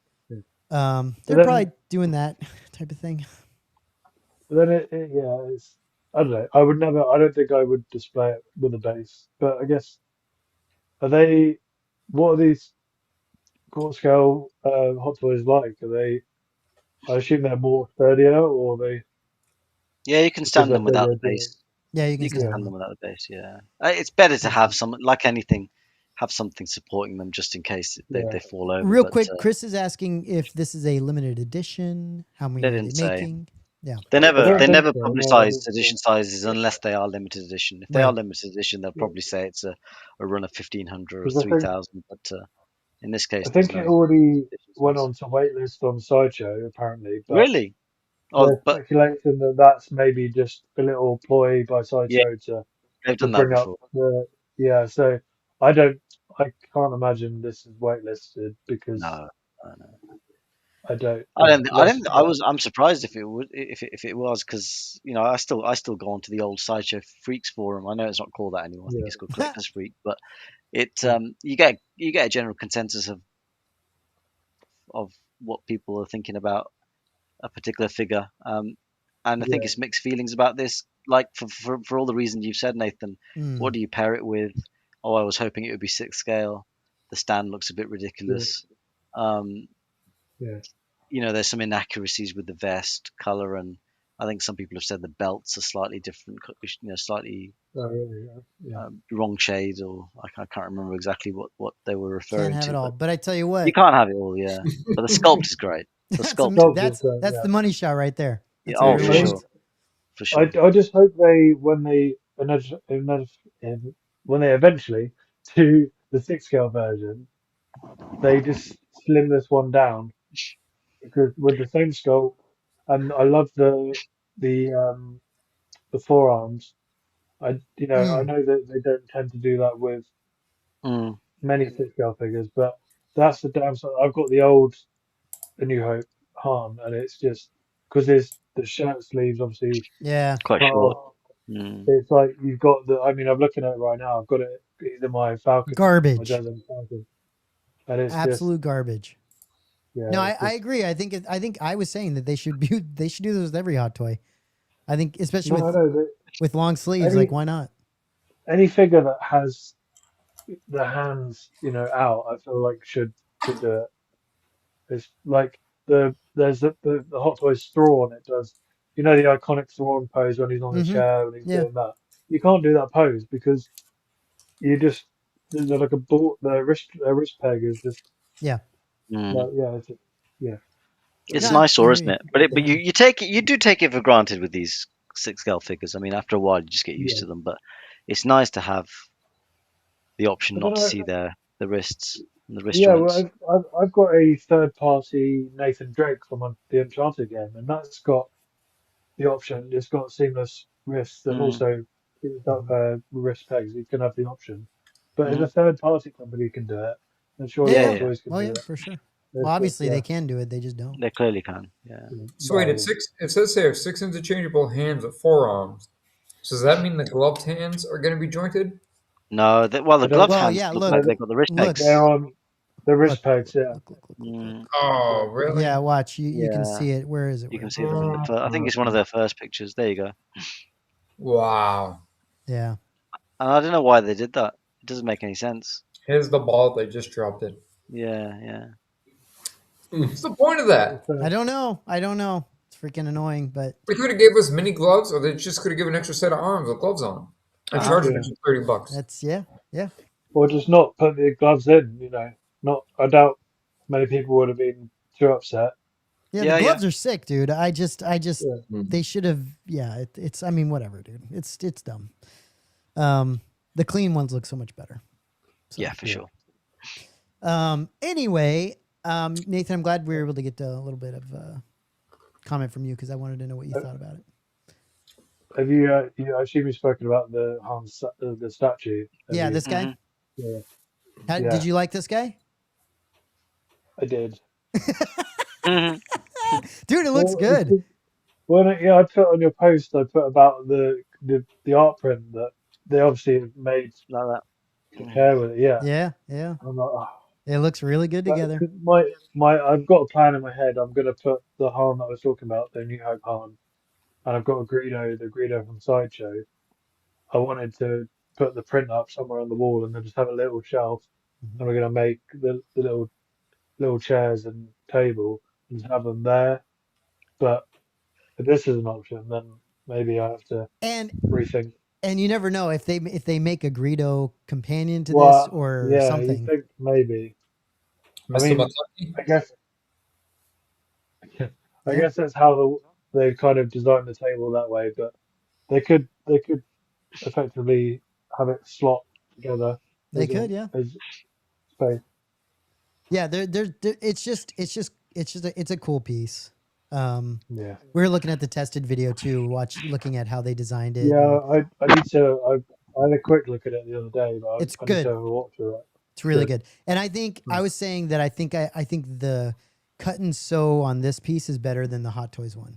Like they did much better job with the tailoring, but I think that the likeness is better on the Hot Toys one. But I still like this one looks great. It's still cool looking. So, but I think that's normally always the case, isn't it? With most statues don't. Hot Toys tend to get the likeness. Yeah, they're good. They're real good at it. They're real good at it. That's their thing. You got some options though, Nathan. That's pretty cool. Yeah. Yeah, Pretty cool. as well as the Empire Strikes Back Han as well. Right. As well. Well, like, sorry, but there must be something with Harrison Ford's likeness in the last year or so. We've got Return of the Jedi and Empire Strikes Back Han, got old Indiana Jones and young Indiana Jones, and now they're doing a quarter scale figure, and Sideshow is doing a statue, and it's like we've waited like years to get anything since the sequels came out. We haven't had a Han Solo figure or an indie figure for like 15 years, and all of a sudden they've all come at once. So I feel like maybe that they've managed to get. He's been a bit more lenient with his licensing and his. Well, Yeah, true. I've heard he might be signing again this year as well. Oh really? Oh, I So wouldn't. he's signing, Make $3 million in an afternoon. Come on. why not? You know, Yeah, on his way down to the tennis club or wherever he's going. Or Seriously, the it makes a cool $3 million. All right. yeah. yeah. It'd probably be about Easy money. 600 per autograph. No, probably More than that. knowing him. Things like $800 or $900. Yeah, probably with our exchange rate right now, it's probably about 600 quid. Yeah. Yeah. Real quick, guys, let's go on to let's just so we're moving along. Let's go on to this next thing. Jason sent me these pics. This is from what Scruffy Looking Nerf Herders Workshop. Scruffy Looking Workshop.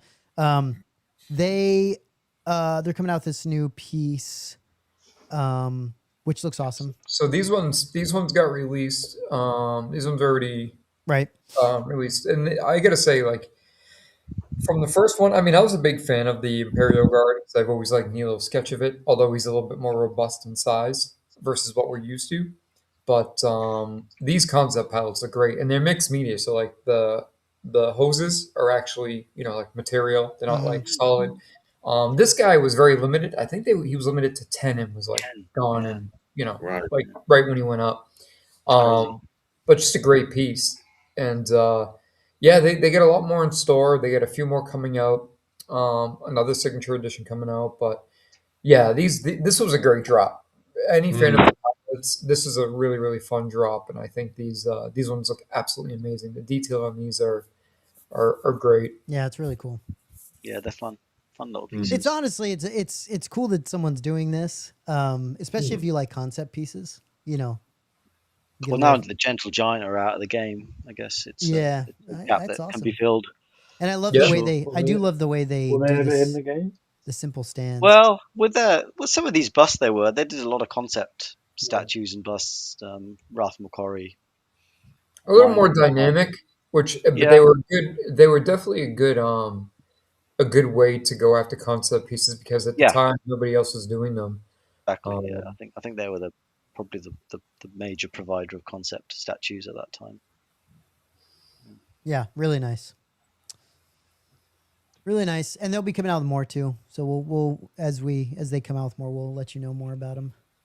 Yeah, it's nice to see them picking up some pace and people really getting into them. And after talking to a few people, I've noticed that most people who had bought in the first one or two have now gotten the whole. They get every one released, which I was surprised. Yeah, see. Chris says I'm hooked now. Have all of them. Was lucky enough to get the AT-ST driver. Yeah, it's pretty awesome, dude. I've had a few people that reached out and mentioned about missing out on the AT-ST driver, and I was like, "Oh, you too?" And they're like, "Yeah, I have every single one of them." And I was like, "Oh, okay, that's great. That's really cool." And there's some some great pieces coming, and there's another project that's coming soon, which I think that they'll release the details in the next month or so. But I think people are going to be really surprised and really excited about it. So cool. Cool. And like I was saying, I do really love the way they do have a very simple base. Very simple this is a nice, clean way of displaying. You can take the plaque off. You can display it just as is. You can, gives you a lot of options to just keep a clean display. And Jason and I think Jason, you and I talked to them about this. Like we were initially seeing some of their early pieces where they had like a bigger base and all this crazy stuff. The stone one. We were saying, hey, you need to simplify this because it just doesn't need to be as crazy. And I think the way they've gotten with this kind of a a Lowland Props-esque type of feel. It's just much better. It's way to go. Yeah, and I like the metal. I do. The metal just has a nice, clean, premium look and feel to it. Really nice. Yeah. Yep. Congrats to them. That's awesome. Cool. And let's just go to this. We'll do this and then we'll talk about. I just really want a quick touch on Thor's piece that he got in because I thought it was cool. But this is a Industrial Light and Magic 50 years of innovation book. Yeah, fantastic book. Yeah, you can see some really cool. Plenty of great BTS pictures. Yeah, lots of cool. E.T. Lots of words to read if you've got time. The Rocketeer. You got Jurassic Park. Jumanji. I mean, there's just some really, really cool stuff in here. Yeah, I need to pick this up. This is so cool. Yeah, well worth it. Definitely nice. This is nice the book. And it's what, like $50, something like that on Amazon? Yeah. Well worth it. Definitely. Yeah, I got to pick that up. That's got to happen. And then let me see if I can pull up real quick. Where is it? Let me go here. And let me find Thor's. Let me see. Where is it? Here it is. Okay.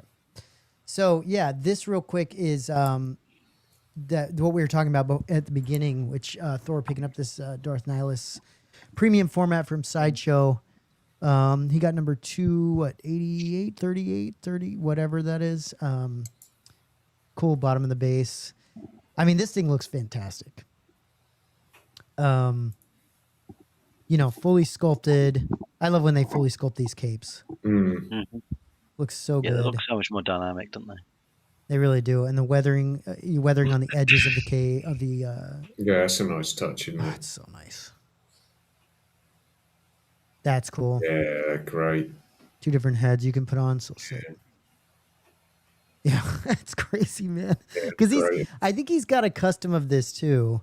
And it's really nice as well. But I think, just to see this, they really knocked this out of the park. I don't know if this was the Kucherik brothers piece or not.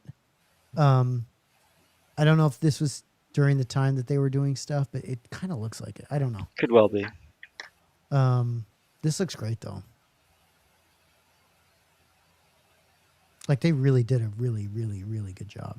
That's cool. Yeah, that looks good. Yeah. Cool shelf. Oh, look at that. Yeah, it's so sick, isn't it? Yeah, I don't know who that is. I don't either. It's freaking awesome though. That's probably obviously that's a custom, but yeah, looks great. That Nihilus pose reminds me a little bit of the old Sideshow. They did Vader in Rogue One. Mm-hmm. Similar type of pose, but this one's a little with obviously with the cape sculpted on this. Yeah, it looks more dynamic, and it's on a rock base as well. Yeah, and you can see some of the pieces he has behind it. He's a dark scale or dark scale collector. Superb collection. Quarter scale collector. Yeah, he's got a lot of really nice pieces. So, congrats, Thor. It looks awesome. Very, very cool. I'm not sure when that initially came out. We talked about it. I can't remember though. Yeah, it was a while ago, but it's really cool. Anyway, guys, I think that's going to be it for now. We don't have. I couldn't find anything else to chat about. Oh, one thing we did wanted to mention real quick, and this has been going around with some of the YouTube channels and stuff, is I think what Kathy Kennedy's stepping down. Yeah, stepping down. Dave Filoni's taken over, which people seem to be really excited about. I'm not the guy to talk to if you want to be excited about Kathy Kennedy stepping down. I think she's done a decent job. Like, just because I think there's things like Rogue One and Andor that have happened under her watch. And, I really, really, really like those, that movie and that series. I think it's some of the best Star Wars we've ever gotten. So, but I can understand people wanting a change, and I'm not sure. It's interesting. I don't know what you guys think. I don't know if Filoni's the guy necessarily to do that. I'm not a massive fan of his. Yeah. I'm probably going to get pillared now for saying that, but I don't care. Yeah, I know. I'm not either.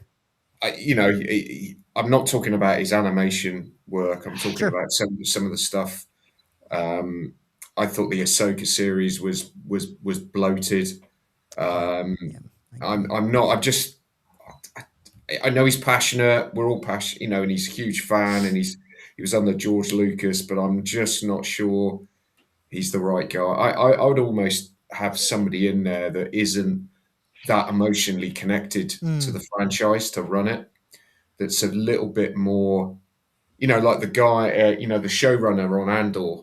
He doesn't like Star Wars. Yeah, right. Apparently, but you don't have to. You don't have to like it to make a good story, do you? No, but that's the problem. Like Filoni's he doesn't like Andor, and my issue with that is that I feel like he's gonna lean towards not making stuff like Andor, and I think that's what Star Wars should be doing. I think there should be a mixture of all those things: Skeleton Crew, and Andor, and sure, Ahsoka. Like that's fine, but like don't not do shows like Andor, because I think having a very squeeze Ahsoka in it. Just give me live action Clone Wars forever. all the time. Yeah, I mean, he's very good at that stuff. I think he's very passionate about Ahsoka and stuff. I just want to see drama, like more drama based, like very, very good acting, very good script writing, like a lot of that stuff. And I'm sorry. I mean, look, I don't know if not Filoni, what's the other dude? Favreau. Yeah, I don't know if Favreau would have been the right way to go either, because he's the one that gave us the atrocity of the Book of Boba Fett. And I just wouldn't go with anybody at that level that is really that emoally tied to the franchise. I just don't think. Dave's a creative, and I think he ought to have been in a more creative role rather than at the helm. But I think, isn't there someone else? Like they're doing it as a partnership, and the lady. I don't know. That's a good question. They're doing it with. So he's doing more of the creative. They're still like both. Maybe. Yeah, right. Level, I heard that's on it. He's more creative, and That'd be she's good. doing more. Yeah, that'd be good. Yeah, the business sort of thing. Kathy Kennedy. Yeah. I just think the people slating Kathy Kennedy is kind of a little bit annoying, because it's like, well, Andor came out under her, so she was doing some stuff good. Rogue One, Andor. I mean, even the original Mando series, the original Mandalorian. She gets a lot of stick unfairly. It's mainly just because there wasn't really a plan with the sequels. Sure. And that's a huge problem. I think it's the writing, isn't it? So it's the writing with all these things, Yeah. Write some decent, and I just think that they didn't know whether to stick or twist with some of these series, and do we pull? And this is where I think I hope I'm wrong. This is where I think this film's gonna fall on its face, is the amount of nostalgia they're going to try and pull in to this film is going to I think it's just going to ruin it. I'm not. I mean, that series, that Mando series now has become a complete mess to me. I don't really know. No. I don't really know. You don't know anything about him. No. And that's not. And to be fair, that's not under Filoni. That is a Kathleen Kennedy situation. She was still part of that. So like, I'm not saying that everything's good, right? Sequels I can understand people being frustrated about. I really liked Force Awakens, but I think it kind of went a little bit off the rails after that. I love Solo. I love Solo. I love Rogue One. That's still good. Yeah, that's still good. Solo. Yeah. And then Chris says, "Is it true that they're redoing the sequels?" I haven't heard that, and I don't think they would do that. No, I think that's just the. I think it's just people. You hear that like a few times a year. Yeah, right. They're retconning the sequels, and it's like, that's just clickbait. Yeah. I don't think they're going to do that. I can see them. I think they even still have something on the horizon that has Daisy Ridley coming back for some stuff like. Well, yeah, I mean that's got parked. That got parked, didn't it? I think, yeah, I don't know what's going on with that. Did see something the other day that she's very much still on board with it. It's just I'm I'm not against that at all. I think I like your character. I think yeah, do, I like I The feel like Force Awakens. You know, I I love did that enjoy. movie. Yeah, I did enjoy it. You know, I went to see it 2 or 3 times, but it was afterwards. I thought this is very familiar, and there's a reason why it's familiar. It's because it's a rip off A New Hope, Listen, effectively, isn't yeah. it? I wasn't. Yeah, it was, It and was a I good wasn't a start. It big was a fan. good starting point though for a It new was. Oh series. yeah. But Yeah. it was safe, wasn't it? It was very safe, but it Yeah. felt it was to get everybody back in, practical effects, you know, big cinemascape, you know, where they went to, you know, Tunisia or wherever it was to film, and you know, it felt big, you know, but it just to hand it over to then another director with no, oh, there you Yeah, go, Yeah. right. they're not talking to each other, and then they bring the other director back to then save redcon everything that he's done in the second film. Either go with it, you know, if you Yeah. continue down this line or not. And it just goes back to the writing to me. It was such a bill, however much they bought it for. To fact that nobody sat in the room and go, okay, right, we're gonna make a new trilogy, fantastic. Well, let's really nail a decent story. Let's get some writers in. Let's get some Yeah. thought behind it. I mean, they couldn't even get the old gang back together. You know, I mean, that was a travesty as well. You know, Yeah. The one. What Mark Hamill said about that, hasn't he? He's like, the fact that they couldn't even do one scene, the three of them back together, I mean, just I even be in the I same know. room. but there, yeah, It's so tough. I mean, I think they probably thought they spent an absolute shit ton of money and they needed to recoup some of that as soon as they could. But you don't mess that up. You can't mess that up. And I think they really did. And it's been something that's been damaging for them for a long time and a while. And I mean, you can see it in their parks, right? That in the Disney parks, they're going back to doing the original trilogy stuff. Yeah. Because that's what everyone wants. So yeah, it's an issue. And hopefully well, this film, Matt, I think is really pivotal, really, where this franchise goes. I mean, the Mando film, the new one. yeah, I think so. I mean, I just think it's tanks, I just don't think it's going to be good. I'm the one I'm llooking forward to is Starfighter, with Ryan Gosling. I really hope that's done well and really good. The Mando one. I told Jason that I think they are trying to set some things up for the future with the Mando and Grogu piece. I think they're trying to do some connection with Ahsoka maybe or something. I think the Filoni, ironically, the Filoni film, or apparently it's now going to be a series, but that's meant to be the Mandoverse, as they call it. So it's going to bring like the Mandalorian and Ahsoka Yeah. and Thrawn and all that together, and that's going to be the culmination of these two series over the last the worst thing years. Just the not worst interested. thing. Yeah, the worst thing they did was introduce Grogu, I think. I mean, I mean, from the word go, and just left it as a. But I'm looking at it more as an adult than I am maybe as I am. But with the Grogu thing, it wasn't so bad until like what an epic ending to season 2 Yeah, with that bit with Luke, and then Grogu Luke. goes off and he's training with Luke, and all of a sudden he's come back in the Book of Boba Fett. Well, he's So getting dumb. to me, he's getting even more childlike. I mean, if that's a relation to Yoda, Yoda must be turning in his grave. Yeah. You know, to see things. Well, it's guys. I know you love Grogu, don't you, Matt? No, I can't stand him. But the reason I can't stand him is because, and I appreciate Tony what you're saying, where it's like we're looking at it from an adult perspective, which is true.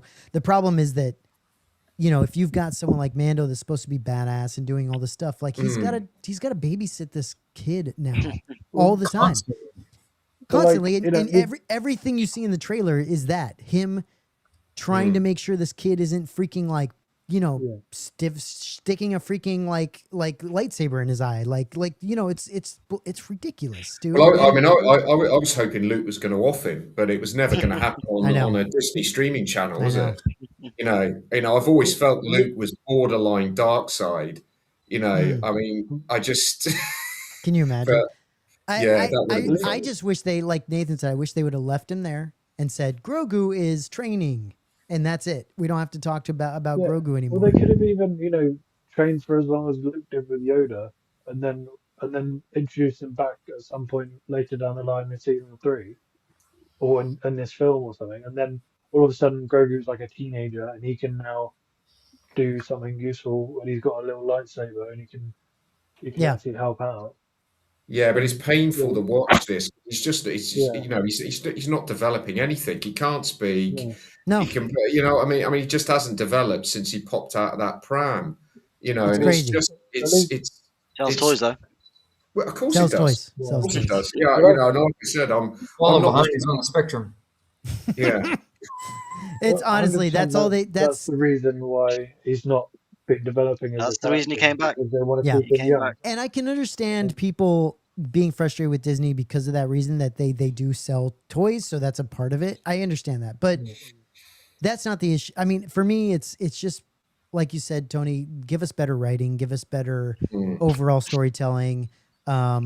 We've The problem with seen Disney is what they think the fans want is more fan service, Yeah. and so they throw in tauntauns like they did in Yeah, that they advert. beat you over the head dude, with that it. Though. ad was Yeah, garbage. and how bad did they look? I'm sorry, That's not but what, how bad yeah, did that's they not look? what we want. Like you said, we want good Garbage. storytelling. Yeah, just a slightly more kind of complex tale that intertwines with. I actually thought there was some really interesting. Again, I'm probably going to get pillared again, but there were some interesting. DM, Tony. Get it all in now. I thought there were some interesting ideas in the Acolyte.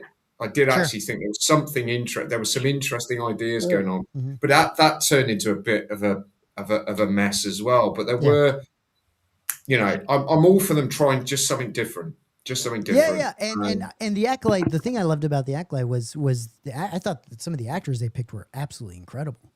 Yeah, I mean the guy that played the dark side, I thought he was great. The Asian guy, yeah, there was the Jedi was so was good. terrific. Yeah, Was really so good, really good. Yeah.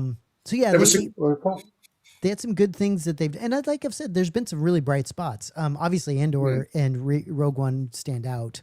Solo, there's been some really bright spots, but so I just don't like hearing people talk about I don't like hearing people say that, oh, Disney Star Wars is garbage, because it's not true.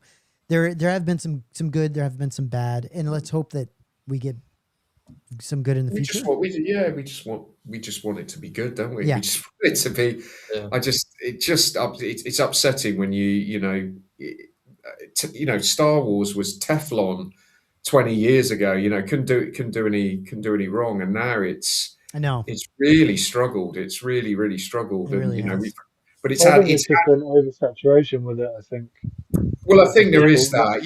There is that. Lots of casual fans have been like, you know, it's like lots of people that haven't watched every series as it come out. They're like, oh well, I haven't watched the last 3 series, so do I need to watch this to watch that? And now I'm like, how I feel with like Marvel. But that's how Marvel. But that's how we consume media now, though, isn't there? But look at all these great shows that are on streaming at the moment, and yet the worst shows, you know, if you look at it per show, you know, the Star Wars stuff is just it's like 70% of it is bad, 30% of it is good. Yet you've got all these writers. I mean, it's for me, it is down to the writing. You know, there's some great actors popped into these, and some good ideas that are just haven't been executed. I mean, I remember when Andor got announced. That was the least out of all those shows. Do you remember they did that big announcement, Disney, about the streaming? They listed about 6 or 7 shows, and I looked at Andor and I thought, well, we know where that's going. We know where that's heading. That's not going to be good. And it turns out to be the best thing, because the showrunner just built, because he had time, built the, you know, and then the format he did that really clever thing where it was 3 episodes was a story arc, 3 episodes was a story arc, 3 episodes, and it was just very, very clever how it was done. And then you really got to, and I'll be honest with you, I didn't give a crap about Cassian in Rogue One. I thought he was one of the weaker characters. I think Diego. What are you saying about Cassian? Oh, poor Nathan. Well, I wasn't that keen on him in Rogue One, but I felt his performance in Andor. He really got time. You got time with him, filled out his character. There were some other terrific performances in that show as well. Not just Tony. That shows you the power of a TV show and more depth in writing and all that stuff, bringing you to the point where there's probably a decent amount of people that weren't they didn't mind it Rogue One, but it wasn't that crazy for them. Now that they've watched Andor, it makes Rogue One stand out better. Yeah. Especially the last 3 episodes.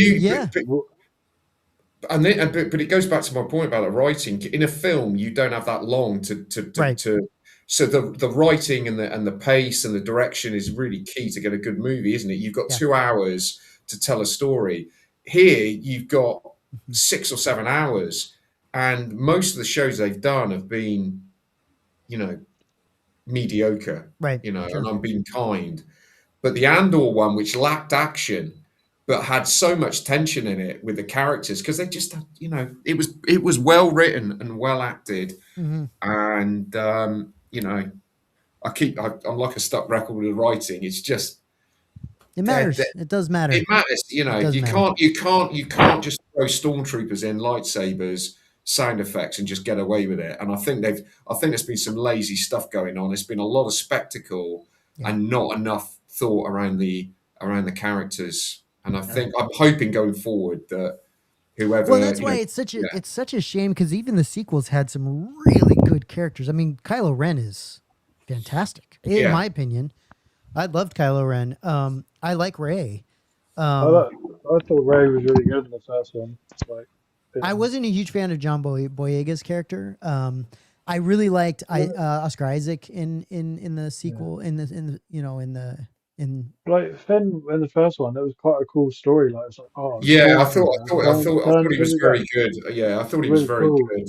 Yeah, and then they kind of just made him some guy that chased Rey around the galaxy for the rest of the. Yeah. They're like, Rey. Yeah, that's too bad. It's too bad. But anyway, guys. Anyway, we're getting into. I think that's probably going to be it for us. I think we're gonna end it there, but we will be back at some point when there's more to talk about. Hopefully, it'll be not too far away, but hopefully, we find some new things to chat about. But yeah, I think we're gonna end it there. Is everyone good? Anybody else have anything else to say? No, I think we're good. All right. Good. I think we're good. Thanks, guys. We'll see you on the next one.